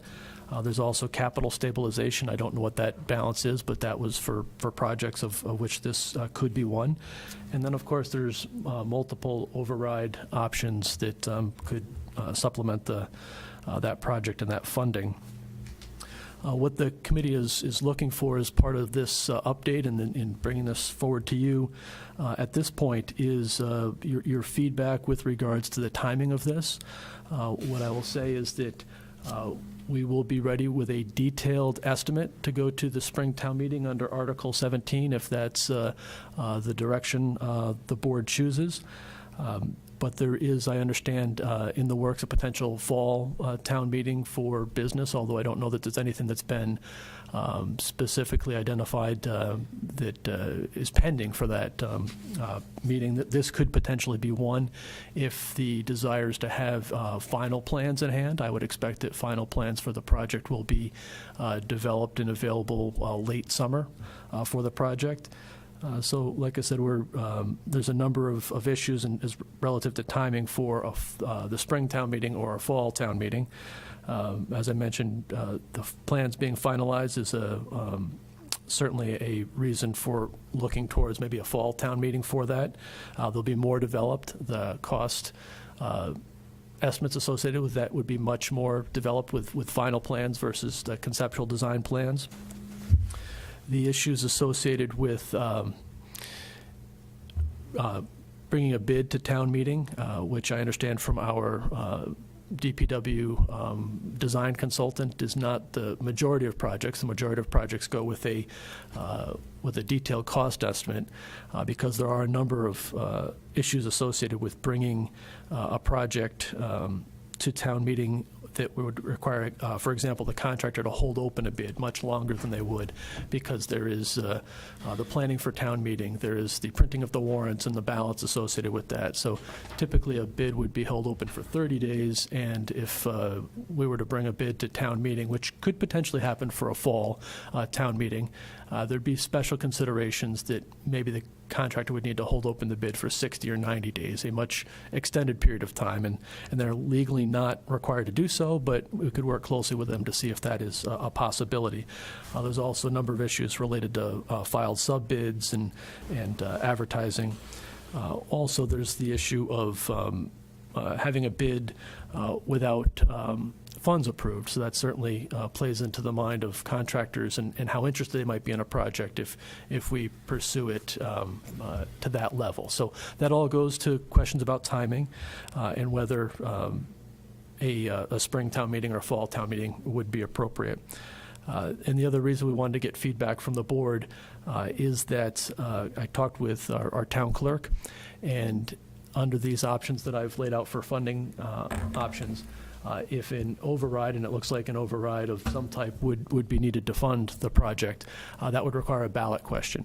And as of today, there's no ballot scheduled for the fall, but that's certainly something the board could direct and we could have if necessary. So there is a ballot scheduled for the spring. So it just goes into that question about timing, whether there's a town meeting in the fall or not, and whether there's a ballot or not that would be required for the project. And then I think probably the most important element, and that's where we'd be looking for input from the board, would be relative to the schedule of other capital projects that could potentially be on a ballot for this spring, or overrides potentially that could be on the ballot, and the timing of all of those. At least from my perspective, the DPW project, it would be cleaner if it wasn't on a ballot that was had elements that were controversial or other concerns of that nature. I'll leave it at that. So certainly interested in what you're timing. Well, we're looking at like 2025 probably. Maybe every ballot will have controversial You never funding, see I don't know. anything controversial in this town. So that's Article 17, and I can continue to move along, but certainly could pause here because I'm interested in your feedback relative to timing for the DPW project. It's a complex question, as you obviously know at this point. Any feedback for Jeff from the board at this stage? I think in terms of moving ahead with the facility, and again, that's going to be contingent upon some other big capital matters that we're going to have to deal with and find a way to fund them potentially. I think we'd be better off if you had some definitive plans to go forward rather than conceptual plans. I think you'd get a lot of opposition or roadblocks you'd have to deal with a lot of speculation as to, you know, what's going to happen between the conceptual plan and the final edition. And it seems evident to me that we probably are going to be going very soon to two town meetings. Right. Based on the recommendations of that government oversight committee. So, you know, it just would get to be a matter of scheduling from there. But also in terms of the recommendations of the individual board members, I think we want to get as much information and be as well educated as we can be on this project before we go to the voters and make concrete recommendations to them. Sure. Has your committee voiced any preference one way or the other at this stage? The committee's general tact is to move this along as quickly as we can to have that ready for any window of opportunity that might present itself. But I would say, at least from my perspective, and there hasn't been any vote or position taken by the committee, but I think generally the thought is we'd have plans better developed for a fall meeting, but we didn't want to assume that would be a target if there isn't definitively going to be a town meeting in the fall, or also to assume that there would be appropriate to have a ballot in the fall, which there isn't anything pending right now. So, you know, I think generally we'll be more prepared for the fall, would be my sense, but the committee hasn't taken an official position on that. Okay. The acting chair is in the room, and he could comment if he would. Well, I don't know if Kurt wants to make any comments or not, but, okay. We'll leave it open for you, Kurt, if you'd like to. No? All right. Other members? Yeah, my only comment is I agree with Mike. I think also I'd like to have a conversation with specifically on this topic posted so that people can tune in and pay attention to it. And I'd like to get the building committee here so we can have a full conversation about where the project is, what it looks like, how it's coming along, and to air all of this out. And I think if we post it and have it on the agenda ahead of time, I think we'll have a lot of folks that certainly have been following this tune in, and I'm sure that they'll be interested in hearing this discussion as well. So I would defer some of this discussion until a later time when we can post it and get more discussion and involvement of the committee. Yeah, I think that's an interesting thought. I mean, certainly, we have a loaded set of agendas in the next 2 months with everything else going into town meeting, and I think it's important to give this enough community exposure and make sure it's thorough so that we have everything in front of people and have some participation in the thought process. So. Right. Yeah, I guess I just wonder about an election, having an election just for this article.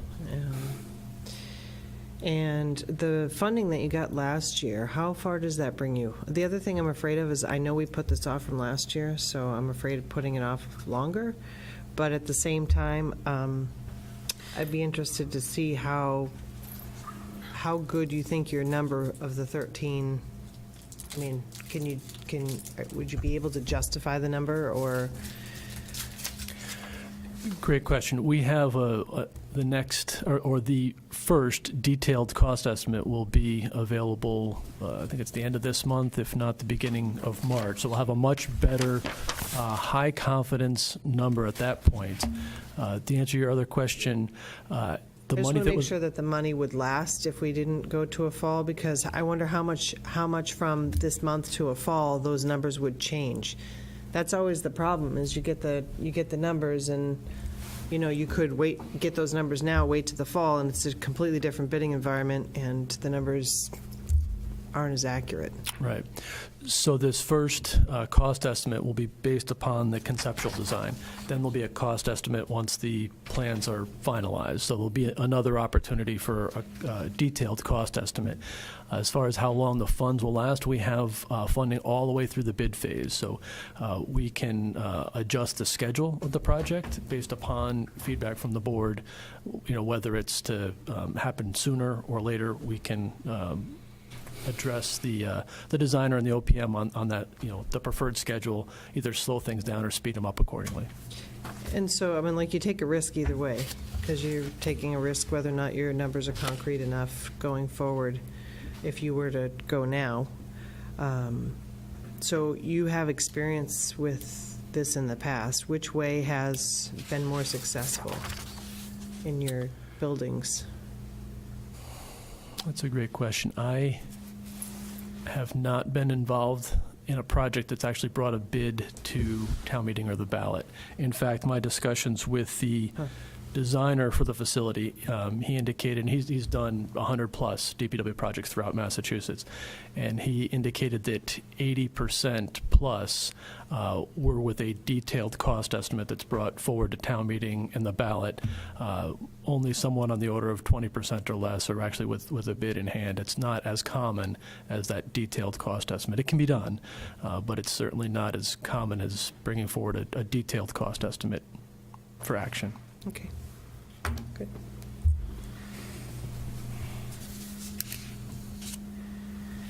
Okay. No, that's great feedback. Eric, did you have any? No? You can put it this way? Okay. Okay. Thank you very much. I think that's great feedback. The next item is wastewater planning, our comprehensive wastewater management plan, currently numbered as Article 22. This came up in our wastewater update that we had to the Board of Selectmen. I committed to having a detailed cost estimate associated with the $200,000 that's on this article. This is something that's been, over the last couple of years, the last 2 years anyway, an annual appropriation to continue our wastewater planning effort. And what that budget looks like is the comprehensive wastewater management plan update and evaluation of our effluent recharge opportunities is approximately $50,000 of that budget. There's also a need for an archaeological survey at the site of the recharge, which in this particular case would be Bass River Golf Course. That's approximately $15,000. There's also a need for design support in advance of Mass DOT projects. There's several that are ongoing. Those were referred to generally with our update with the board, but it's something that's been a topic of discussion with our wastewater committee as well as our staff team, and that's staying in advance of the DOT projects, making sure that with several projects that are upcoming in the next couple of years, primarily the Bass River Bridge and the Route 28 North Main Street, Old Main Street intersection, we want to have design available so that pipe can be put in the ground as part of that project, or at least in advance of that project, so that we're not impacting that project. Or it's also a way to reduce our costs if we're doing that in conjunction with that Mass DOT project. It's been an important kind of planning principle for us. Those two projects identified are projects that are the earliest on the tip with regards to work on 28, but there are also other projects that are happening that we want to also make sure that we're working in conjunction with. As well as continued community partnership. This would be after July 1st, and that would be $50,000 for continuing discussions with DHY as well as Barnstable. Community engagement and outreach has been a big component of a lot of the discussions with the wastewater committee, and $25,000 of this article would be planned for use in that effort.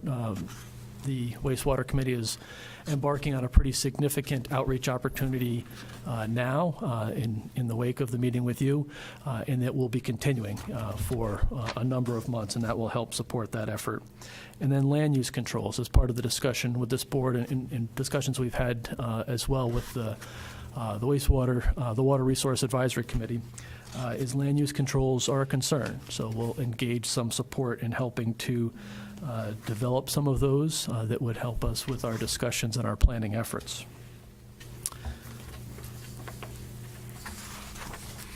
The next article is Article 45. This is a general bylaw amendment, Chapter 145, Stormwater Management. We currently have a stormwater bylaw, but under the new stormwater permit, we need to revisit that, make sure it's consistent with the stormwater requirements. In your packet, you also have a red line version of what that bylaw update currently looks like.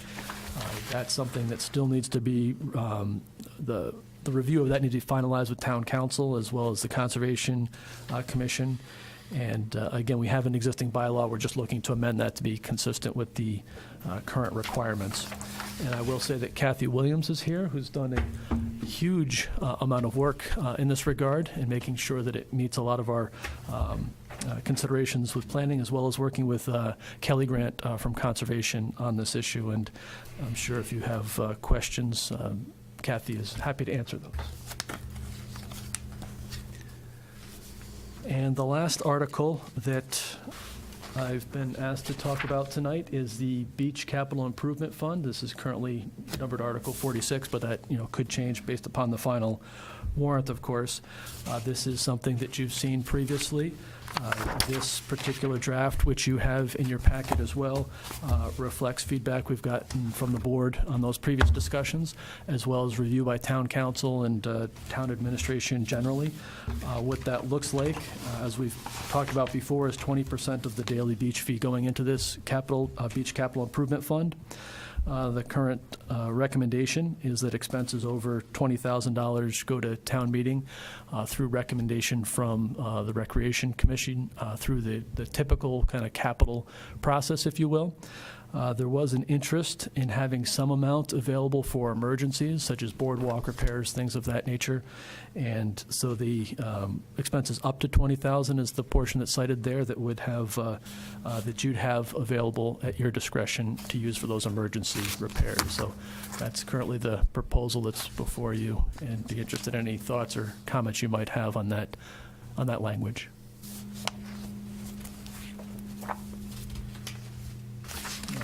With that said, that's the last article I've been asked to present tonight.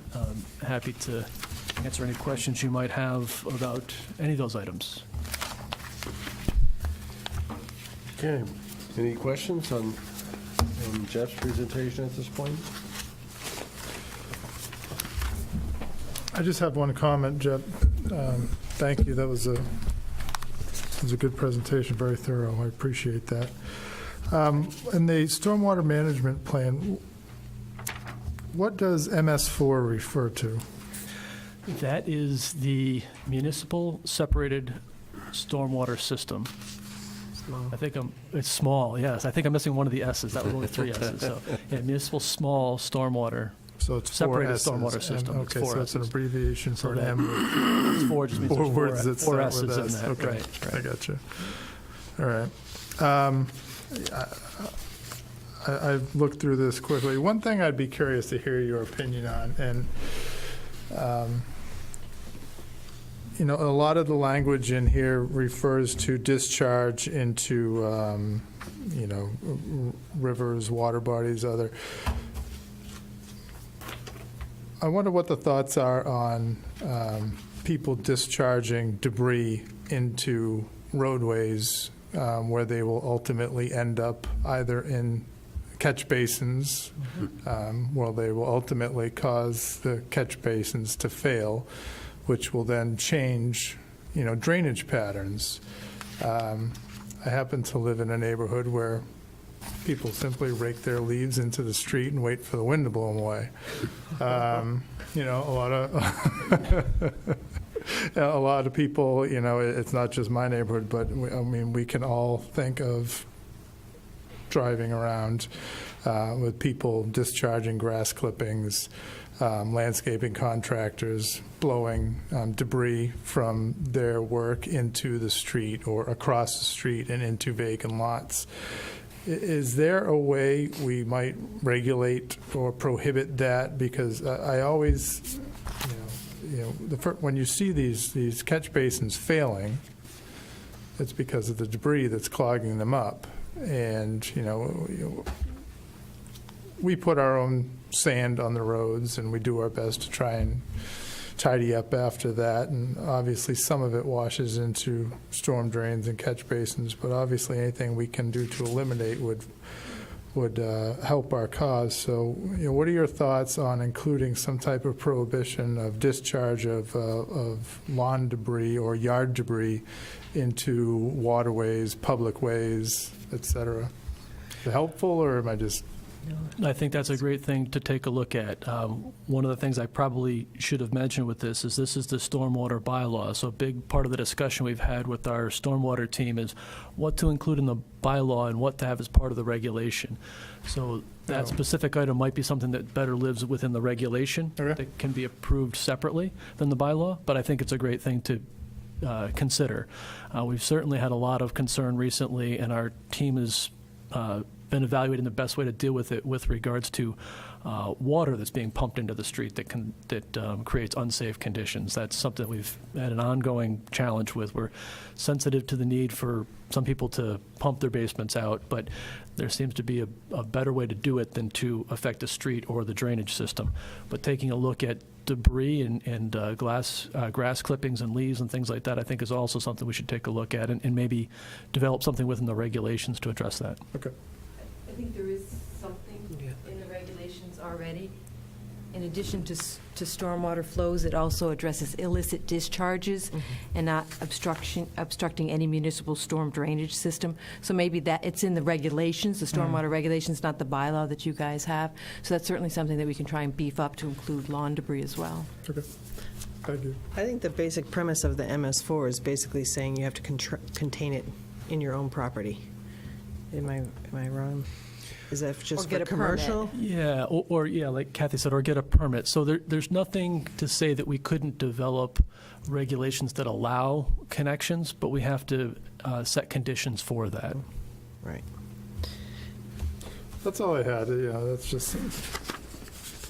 I know that we have spent a lot of money. I remember, 7, 8, maybe more years ago when we were looking at this daunting $1 million per year stormwater line item that was going to be forced upon us, and I'm happy to see that it has not been that amount over the years. But I think anything that we can do to again help ourselves. So it's movement in the right direction. So that's all I have. Thank you. Thank you. My only comment is thank you for your presentation, but the majority of your departments are pretty much level funded. The remaining requests seem to all happen through free cash. So my comment's more for staff of trying to find a way. I know that the tree free cash started, I call that the quirk deal. Another one of those quirk amendments. Quirk amendment, Yeah. 10,000. So 10,000, right, with the permit. Yes. But somehow, at some point in time, we need to try to find a way to incorporate some of those into the overall budget, because doing it in this manner is difficult year after year, not knowing what could happen. So, but thank you. Thank you. Okay, other input? No, thank you for your presentation. Thank you. Jeff, thanks again. Yeah, thanks for your presentation. My question deals with the overall amount of funding for DPW. Can you just refresh? I didn't bring my budget book with me. Kind of at a loss on the numbers, but what's the overall number on your budget? The overall number is slightly above what the revenues we bring in. So as I mentioned when I showed that revenue slide, that was in excess of $11 million of revenue. It's probably closer to $12 million in expenses, something along that lines in the operating budget. And So I just want to follow up on Tracy's point. You're pretty much level funded. That's right? correct. So it's not even a 2.5, but it's level. For the most part. There Yeah. were some examples where some increases have been built in, such as, one example is the construction and demolition material in the sanitation budget increase. So there are some areas where it did go up, but the general expense budgets for most of the divisions is level funded. Yeah, I get the impression that it's becoming increasingly challenging in terms of managing the budget, just given some of the solid waste issues and some of the other challenges. What do you think is the most significant challenge you're facing in terms of just managing this budget? I'm just curious. Yeah, I'd say probably the most significant challenge is exactly what the board's getting at, the level funded for some of the expenses. We've created workarounds, as I highlighted in the presentation, with free cash, that type of thing. But I think the comments about that needs to probably be at some point incorporated in the operating budget or, make a lot of sense. You've got new water management, right? Don't we have a new contractor or somebody who's been hired to sort of oversee water? Yeah, so starting October 1st, we have a general manager that's supporting the water division. The employees still report to me, but is the general manager, as we talked about when we got authorization from this board to go in that direction, is helping us implement some new policies and procedures, helping us update our organizational structure. All those, again, are recommendations for us to implement, but it's going very well. And we will be having an update before the board. I think it's the first I've asked meeting in April. Mr. Colby to start getting in the habit of coming in and presenting, as your role as water commissioners, a quarterly review. So it would be typically the first meeting after a quarter closes, he'll come in with a brief review of water operations. That's terrific. That's great, Dan. That's great, Jeff. My only the thing that I hear from people about are the hydrants and the number of hydrants that are rusted out and aren't flushed or properly maintained. Is there a problem there, or are we just falling behind, or what? Do you want to? I know it's kind of an unusual thing to comment on at a night like this, but I hear about it quite a bit, and if you drive around town, you see a lot of hydrants that are just rusty, and a lot of folks notice them. Yeah, it's a great question. It's something we're aware of, and from my experience, the best way to tackle hydrant maintenance is to maintain cleaning, painting, exercising, at least 1/5 of the hydrants within your inventory every year. And so we've started that program, but in this past year we did almost 1/5. We need to ramp up our efforts a little bit. 1/5 of the hydrants would be about 400. We did a little over 300 this past year. And so it's going to take us time, because this was a deferred maintenance item to get to the entire network, if you will. But within the next couple of years, you should see significant difference in those hydrant maintenance. We did start on the north side of town, and so you'll see a significant difference up there. But as we work through all of the sections of town within the next couple of years, you'll see all of those getting dealt with. Okay, that's great. Thanks. Mike? No questions. Okay. I guess just a general question about interaction with other departments, because you're in charge of the beach facilities and the parks.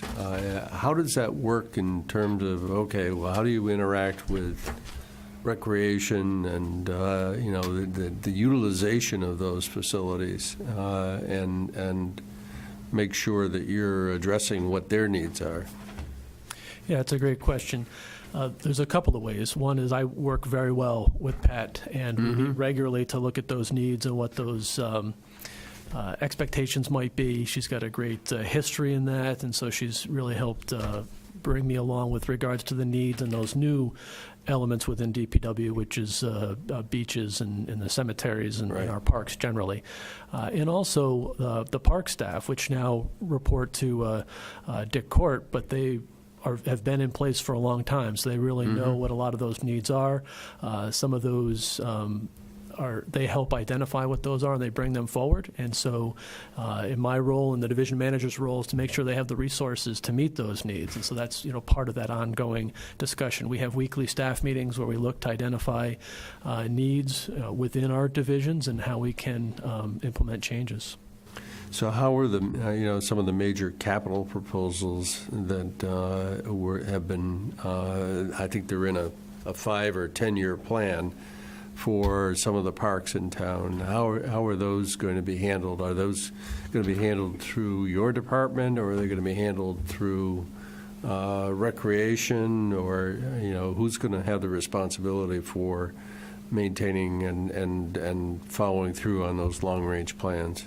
That's us. That's through the DPW. Okay. We have plans that Pat has handed off to us, and through working through Dick Court and Dave Carlson and the parks teams, we've looked at those plans, identified some new areas, implemented a new 5-year plan, if you will, with some additional elements to it. Okay. And so what was brought forward this year to capital budget was directly related to Dick and Dave Carlson's review of those needs and bringing the things forward that were most important right at the time, right at this year, and with an idea that in out years we've got other items we need to bring forward as well.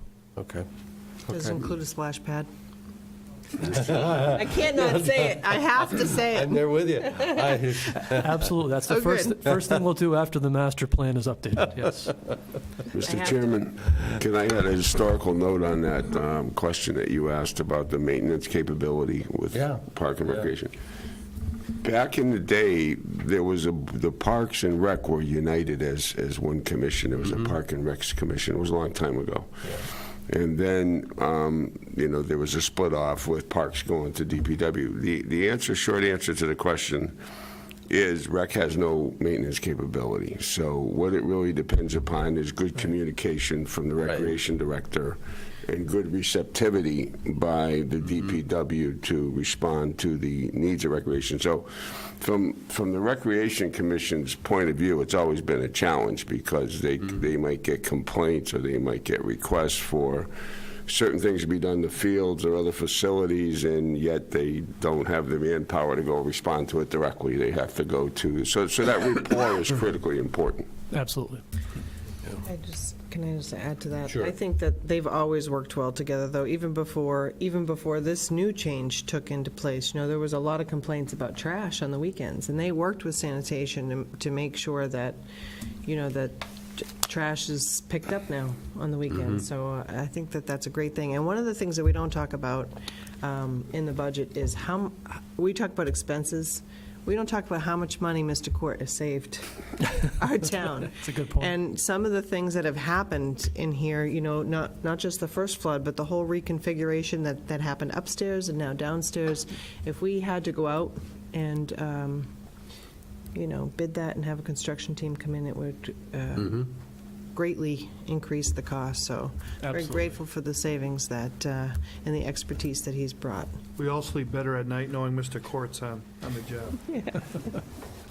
Yeah, I have to say, I was out in Phoenix a while ago, I guess it's about a month ago or so, and I was amazed at how clean the streets were in that city, because they don't have the challenges we have with Snow. and not so much with even things like leaf cleanup and things like that. That just doesn't exist. I mean, you have palm trees and all Road that sanding. stuff, but No road sanding. no road sanding. That's right. I mean, there's a lot of things they don't have to deal with, but. And I came back and I thought, I just wondered. It was something that was at the back of my mind, and I've been pleased with the way our town streets and look here. I think we do a good job with that, and I'll contrast that with Route 6, which is an absolute trash disaster. I mean, it's awful. And you could bring that to the transportation planning group and talk about that, because Right. it's just, I don't understand what's going on. But just reflecting on what our streets look like, I think is, we're maintaining a high standard, so Absolutely. appreciate that. Well, Mr. Chairman, while Jeff and his team are here, I'm prepared to make a motion that we recommend some articles if the board Good, okay. wants to knock off half a dozen, so we don't have for to. It's either now or later. Go for it. Yeah, I would make a motion that we recommend Articles 4, 5, 10, 22, 45, 46, and delete Article 17. we have a second? So wait a second. Hello? I'll second it if no one else will at this Oh, time. I'll second it. I thought Tracy did. And further discussion at this stage? The Article 17 that we're deleting, Eric, is the DPW. DPW, yeah. DPW Yep. facility, right. The numbering may change as a result of some of the shifting we're doing, but that's what it's numbered tonight. Right, so no one should interpret deleting this as lack of support. It's No, No, I no, think- absolutely. I think We the just need board to make that has- clear. has- Yeah.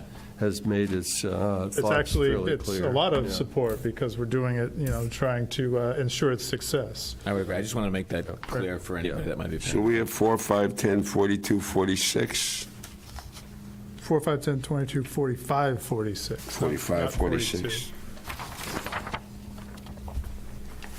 Okay, any further discussion? The only discussion I would have is that whether or not the CONSCOM has already reviewed the article and taken a position on it, or should we wait on that? They've reviewed what was in your packet, but we have received some additional comments from Town Council Kate Federoff that we're going to have to look at, and the Concom is going to look at it again on March 7th. And we'll be providing a final version. So it might change. Mike. And this is on which article? 46? 46. No. 45. I'm sorry, 45. 45. Sorry. Okay. I can remove my number 45 from my Well, either motion. that or we could adopt amendments. I mean, Sure. either one. We can reapprove it if Yeah. it changes. Sure. The relatively minor changes, I believe. They are yeah, relatively housekeeping. Okay. So just to clarify, so that we can get that for the notes, 4, 5, 10 is an approval Yes, recommendation, right? yes. 22? 22? Yep. Yep. And 17 is to delete. Deleted. And 45 and 46, too. 45 and 46, Oh, so you want to do right. 45, For okay. approval, 45 For and approval, 46. okay. Delete Yeah. Perfect, 17. thank you. And delete 7. Okay, Can I get just, Mr. Chairman, a point of clarification? So if you approve 4 and 5, but only 4, is that just moving the article forward? It's recommending it. It's just a Yeah. recommendation. that's recommending it at the floor. Well, Yeah. all recommendations. Okay. Yeah. All right, those in favor, please say aye. Aye. Aye, opposed?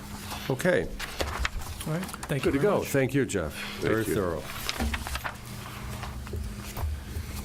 All right, we'll move along with our minutes from June 5th. Do we have a motion? Make the motion, we approve June 5th minutes. Have a second? Second. Discussion? Seeing none, those in favor, please say aye. Aye. Opposed? Okay. Upcoming agenda review. I know, Tracy, you had an item that you had emailed for potential inclusion. Can you refresh my memory? No, I can't No? remember now. All right, well. That's why I email it when I think about it. Oh, man, what was All that? right. What was it? Well, there was, you wanted an update on the entire Stronger Shield operation. Yep. That That- was one. oh, yeah. Mr. Talley's requested a discussion on the DNR Group 4, which we have to gather up some information for you. That'll be all presented and populated in March. We're going to add those as discussion topics. Whatever comes across by email, we add them. This calendar kind of lags maybe a week behind.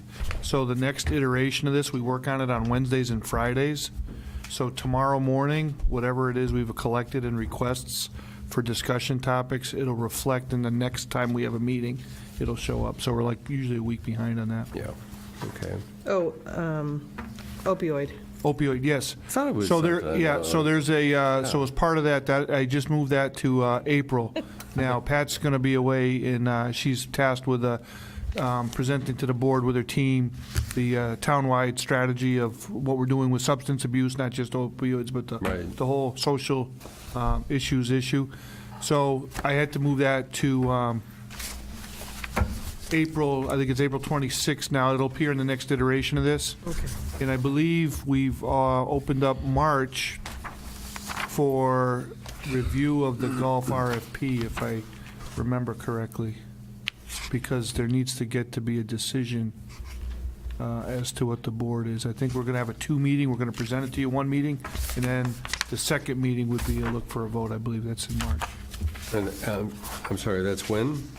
I believe the way it laid out was the results would be presented to you, I want to say, March 26th. no, it'll be, I think, like the 12th, Bless you.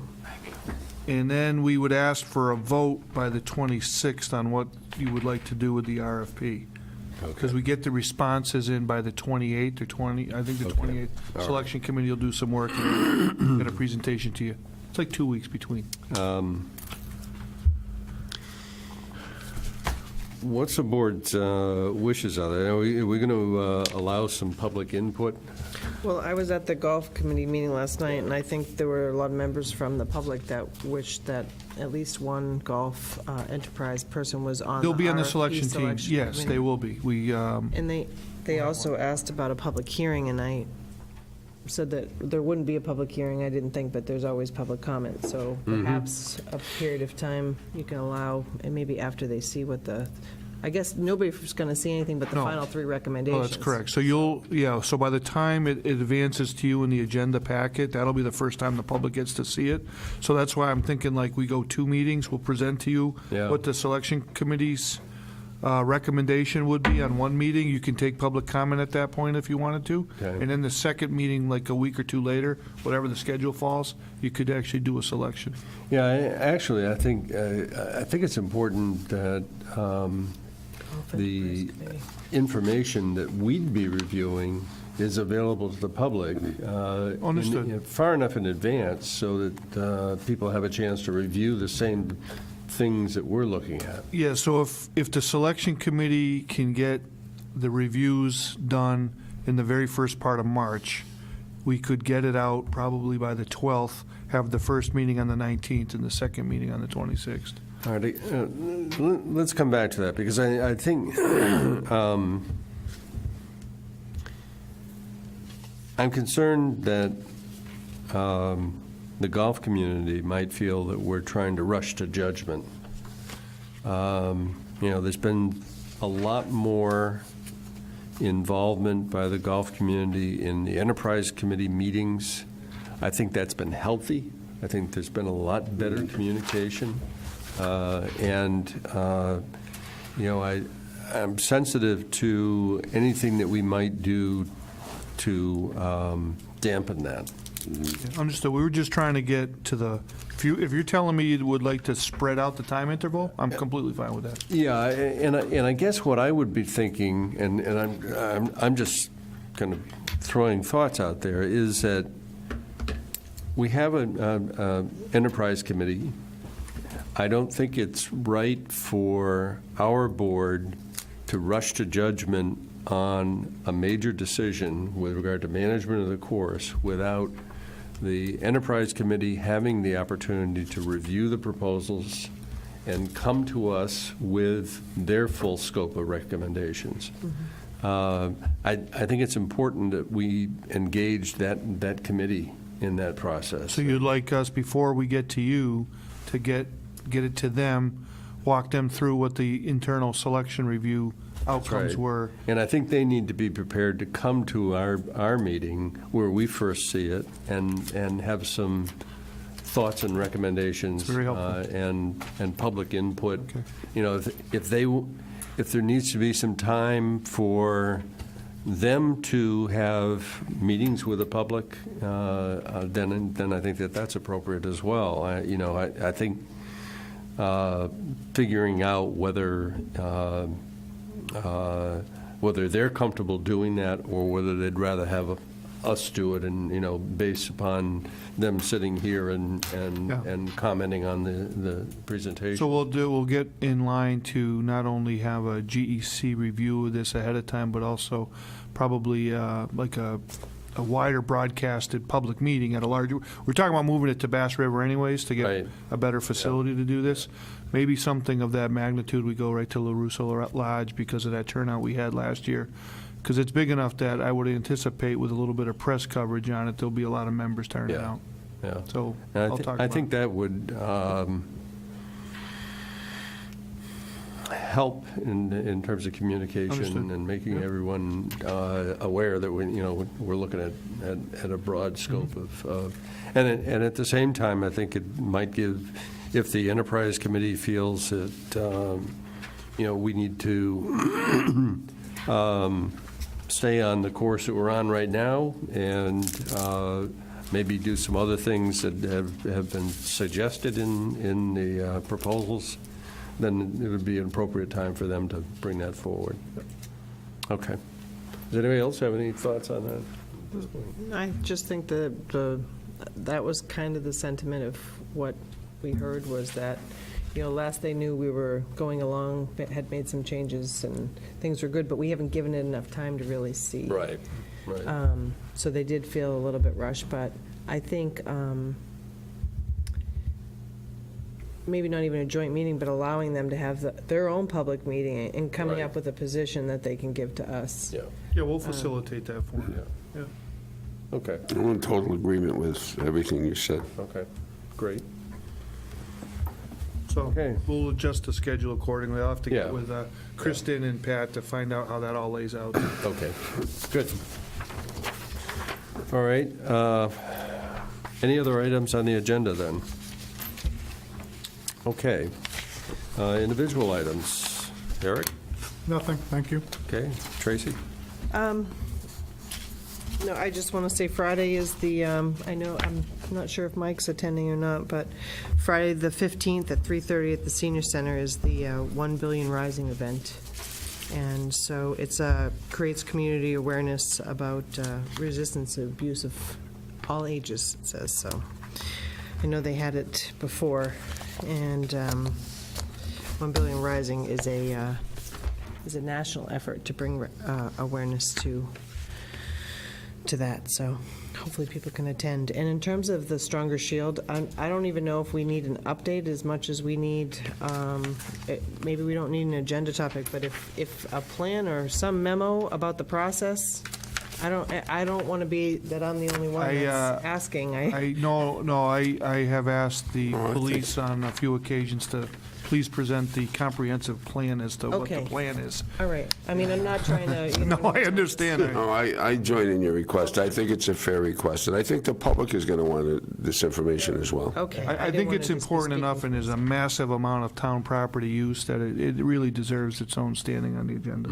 Okay. Okay. Thank you. Okay. Any other individual items? Mark? Yeah, Mr. Chairman, the only thing that I'd like to mention is this has to deal with appointments. There's one committee that we have, the Disabilities Commission. We've been working, for almost over a year to try to get a full membership on this. In the charge for the committee, I think we've identified 7. It is a 7-member committee. Up to 7, I think. Is it up to 7? Okay. Yeah, I just want to just make it clear, we're not going to get 7. We'll probably end up with 5. That's what was that we thought about. I think it mirrors the state statute, though. Yeah. So what I'd like to do is just get the. We have 2 people that we've interviewed and looked at. I think that they're very capable folks. We get them on. We bring them before the board, but then I'd like to just get this committee going rather than waiting for 7. We're doing more recruiting because it's just been very difficult. I think that once... Did you have a question? I just wanted to see if we could review their charge because, did we do a new charge when we just We reconstituted? revised it because the state statute had changed on Because it. there was a gentleman named Mark who was on our Disabilities Commission for quite some time in the past before he had passed away, and he had authorities of ticketing and alike for handicap parking and, yes, it's true. No, understood. There is actually a bylaw that talks about, there's about So- 7 entities that can give tickets out. I guess my thought process when we were thinking about it brought me back to that, and who, as far as authority, I just want to make sure we're clear. If anyone on the new committee has that, We have not, we would not. So what we would do is work within this present town bylaws that designates certain individuals. There's DPW people named, police. it was actually very helpful to have a disabled person with that. No, understood, but in today's day and age, I'd much rather have them I call a understand. town staff, because it's a very contentious issue with some people. So maybe, I know that one of the persons that you had appointed, Mark, was with the Community Action, but there's a few other groups, because I'm just saying that his being a disabled person, I think, was invaluable to No that question. committee, because it's a perspective that's so necessary that some of us, when you pull up to curbing, or he was very, very good at working with the businesses or bringing it back to the town to try to be that, No, I think it's It's your points are great, Tracy. so, I don't know, maybe we could reach out to some of the, maybe Cord or something like that. Well, I'm just making an appeal for anybody who's interested in serving on this committee. Please step forward and let us know, because it's an important committee, as has been said, and we want to make sure that we get representation from all parts of the community. So I just wanted to get that out there. Okay. All right, thank you. I don't have anything else at this point, so town administrator items? Yeah, on the consent agenda, there is an add-on. It came in kind of late. It's just a notification from the old Yarmouth Inn that they are going to be closing after dinner February 17, 2019, and reopening February 23rd, 2019, on top of the 2 other items What am I going to do? for approval. In the donation acceptance to Visiting Angels Cape Home Care to YFD. If we're going to have a motion to approve that. So moved. Second. Thank you. Discussion? Those in favor, please say aye. Aye. Aye. Opposed? Okay. Any updates, Dan? Yeah, so the DHY group, the 3-town group, is meeting on Friday.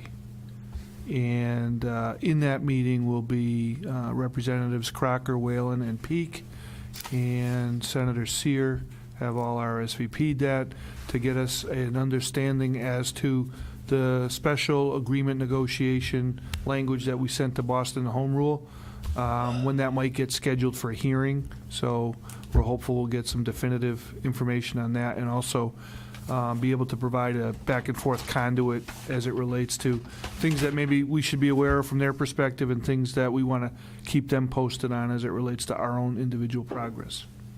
So that's a big watershed point, because as you remember, we were trying to get in position for all 3 towns to vote on this agreement at everybody's annual town meeting this spring. I'm not necessarily sure we're going to get there. So that's the big news there on that particular topic. Okay. Other than that, unless Chris has something, we're good. We're close to finalizing the budget, so we have advertised the hearing shortly. And, right now, there isn't a lot of change from what you saw before. The biggest unknown in that whole sequence is, of course, the school situation. I just remembered something. Yes, ma'am. We talked last year about the sound system being upgraded, and I just want to Yeah. make sure that that's in our, I had forgotten about it until, The exterior PA system. yes. Right. Is it, would that, I don't have an identified funding source for that. Is that something the board would definitely, if it's something you all support? Oh, yeah. Oh, yeah, That definitely. is so Oh, it's so I think bad. we learned There our you go. lesson the last time, and I thought that when we had talked about it last time, it was going to be on this year, so. I thought it was going to be added into the IT budget, but it didn't quite make the cut with all the Okay. problems in IT. I just So don't we'll want look to identify some funding for you and make that a commitment to What? get done.